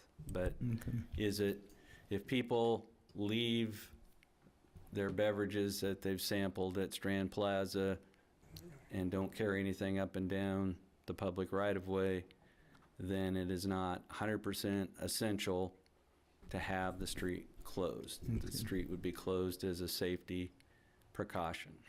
My memory failed. Is there entertainment or anything else going on in the street or in those blocks during this time? At the City Light stage that we are hosting bands. Now, on the street, though, the part of the reason, again, that we are wanting to shut the street down is because we can provide more entertainment. Those things have not been set yet, but I can't start saying, hey, we're going to have a cornhole tournament in the middle of Santa Fe until I have this approval tonight. So I am planning on adding more entertainment options throughout the plaza or throughout the street, but I can't do that until we have to shut down. It'd be weird if I had it while traffic was open. Just probably go ahead, I'm sorry. No, Ms. Driscoll had a comment. Just real quick, Lauren Driscoll, Director of Community Development Services. I think one of the things that we're seeing this year, and I think Leslie would agree with us, is this is the first time this event has come out of TPAC and moved to this space. One of the things that I think Leslie's expressing is we've got some growing pains. We made this beautiful downtown. It's an exciting space and everybody wants to play in it, and just trying to figure out kind of how everybody operates in that space together. One of the things when we talked with Hannah and we talked with SDI is kind of trying to set a base for this year. What does this event look like in this space? And some of that is going to take getting through this event and then considering maybe it's not like that next year. When working with PD, we brought it down a block because we didn't really need to go up that way. There wasn't another plaza up there, trying to kind of reduce that footprint based on SDI and impact and the feedback we were getting, changing those hours. And I think what we talked about with Hannah, because she was hopeful this could become a more regular thing, is let's get through this year, see how it affects downtown, see what this footprint's like, see if the street closure's needed, but start from kind of a safety first perspective, see how operations go, and then we can really start to kind of more customize it to the space and figure out where some of that flexibility could be, and is that space and those perimeters right. But I think they're open to, it doesn't have to be this way forever. It's like, let's start with this. It was a reasonable start, and then we can kind of work through that in the future and see what's necessary for next year. So something to add to the discussion. I was just going to say, it's probably the former law enforcement officer in me, but the idea of pedestrians with open containers walking around with traffic flowing as normal, I don't like that. I think the parameters of the application have already been changed in terms of the time. We've already knocked it back a block. I mean, we also have businesses that primarily, I mean, obviously the front Santa Fe frontage is the best way to get in, but they do have alternative means and parking in the back. I mean, there's a lot of alternatives for people to come in. To me, it just makes sense to accommodate the request as it stands, but I'll leave it to the rest of you guys for that one. I think we need to chalk this up to a learning experience. And yeah, I agree with Commissioner Linkowitz that it's a little late to change the whole plans. And I agree. Let's give it a go. We seem to have a lot of trial balloons going on a lot of different subjects. That's just one more. But, you know, discussion is good. It lets you know which issues need to be resolved ahead of time next year. So it's time well spent. Any questions or comments from the public? When we get to that, I just had one suggested clarification or minor amendment to the ordinance that's before you. On the summary on page 2, it says the authorized area also includes the City Lights parking lot and a portion of Strand Plaza. I think this would be more complete if that read, the authorized area also includes the City Lights parking lot, Phillips Plaza, and a portion of Strand Plaza. That would be a more complete description of the authorized areas. in the future, I would like a diagram map of all these plazas. You have one. Okay, public comment. Okay.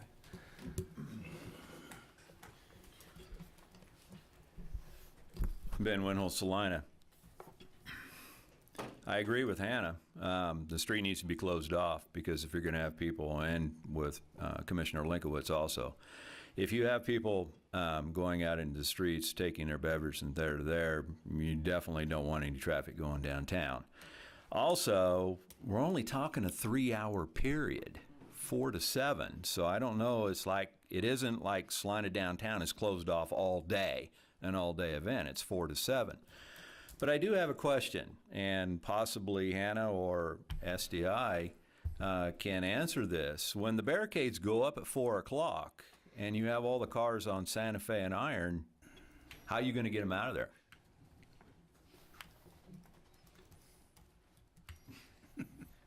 Well, thank you for that question. I don't have an answer. And actually, I guess that is probably something that between all of us to think about. I don't have an answer for that quite yet, but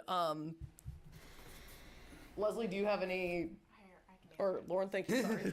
So, like Feast on the Fae is a good example of this. Typically, those setting up the event will start probably an hour before barricades start going up and wander through the affected stores, just nicely letting those patrons know, hey, we're going to be closing the street off at this time. If your vehicle's there, if you could get it moved by then. And then every once in a while, you got a couple stragglers, we couldn't find somebody, and we just work through that process. Those end gates where traffic can come in and out are constantly monitored throughout those events typically. So, if somebody needs to be let out afterwards, I can only think of a couple rare occasions where you had literally one in the middle, but with only a 3-hour window, a lot of times it can just stay there till the end if we weren't able to find that person or they're not coming back for it at that window of time. But yeah, usually about an hour you start kind of wandering through, getting people to start moving their cars along.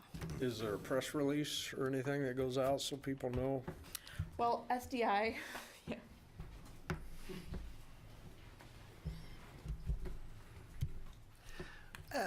We will send out a constant contact to all the downtown residents that the street will be closed and what time. I also will communicate on to our merchants through a private social media platform, and then we also will do mini postings on social media, and we'll have it on our website as well. And then we'll work with Hannah, and it happens with the Christmas parade too. People parked on Santa Fe, and then the parade starts and their cars are stuck. But as Mrs. Driscoll said, that we'll pull the barricades if we need to, but we get the word out. Our merchants know this event's happening, and we'll just post it all over social media and send it in a constant contact to the residents. Well, and one final comment, and again, I'll reiterate some comments made, is, this is a learning experience. As of doing the first reading last week, I guess I took the fact that SDI was in support of this, because SDI was here. We didn't hear anything on the first reading, so this came as somewhat of a surprise today. So again, a learning experience. I do agree with Ms. Bishop that if you were downtown, I was both Friday and Saturday night, there was hardly a parking place available, so which is good. So it's good. One other thing, good problem to have. We But just saved the city attorney a lot of work as far as the time he has to spend on the first and second reading issue. so anyway, with that, we've had public comment. I'll bring it back to the commission for action. Mayor, move we approve ordinance number 23-11171 on second reading. Second. We have a motion and a second to approve ordinance number 23-11171 on second reading. May we have a roll call? Commissioner Davis? Aye. Commissioner Lankowitz? Aye. Commissioner Longby? Aye. Commissioner Ryan? Aye. Mayor Hoppick? Aye. That item passes 5-0. So thank you, everyone, for your input. And hopefully we have a successful event and it works out for everyone. Okay, that brings us to executive session. All right. You got a time already, do you? Sure do. Can we have a... We might have a procedural question. Okay. Sorry. The question that was raised was whether your action on the second reading included the amendment that Mr. Andrew offered, and All right, as to the specifying as the to the locations. Yes, it that had does. to do with the details. Had to do with the details in the It does. publication. It does. Is that all right with the second? And that's the way the second heard it, too. Okay, thank you. Very good. Okay. That gets us there, I think. Okay. Sorry about that. That's my fault. Okay. And can we have a 4-minute break? That was my next question. Okay. All right, Mr. Mayor, I move that we, I move the City Commission recess into executive session after a 4-minute break for 30 minutes to discuss with special legal counsel the subject of confidential legal considerations relating to the points of negotiation with Salina Destination Development, LLC, regarding the city's multifamily housing project, based upon the need for consultation with an attorney for the public body, which would be deemed privileged in the attorney-client relationship pursuant to KSA 75-4319, Section B, subsection 2. The open meeting will resume in this room at 7:10 p.m. Ooh, that's a little long. 7. I was counting with the break. I guess it'd be Or maybe my watch is off. 06? Yeah, depending on the... 4. Yeah. Is that 30 plus Because that'd be a 3-minute break if we. Okay, 3-minute break at 7:05. We'll be back at 7:05 then? We can. Yeah. Okay, You want 3-minute break. break instead? 3-minute break. We'll be back in here at 7:05. Okay, Okay. my mistake. Nope. I tried to use more break time. Okay. Second. Got a motion, a second. All in favor? Aye. Aye. Okay, we'll be back here. So attendees will include myself, Deputy City Manager Jacob Wood, Assistant Sean Hennessy, City Legal Counsel Greg Bankson, Outside Counsel Stephen Sparks remotely, and Matt Webster, Financial Advisor remotely. And we do not anticipate taking any action.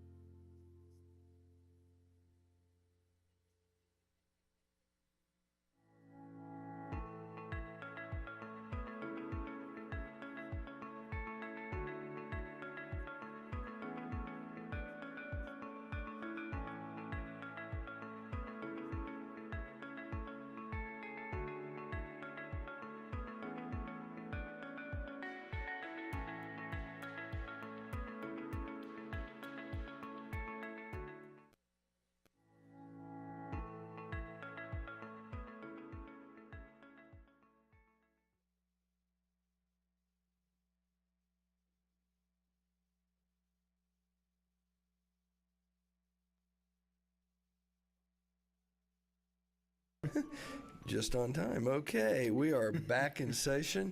We have no action to take, so I will accept a motion to adjourn. Move to adjourn. All in favor? Aye. Aye.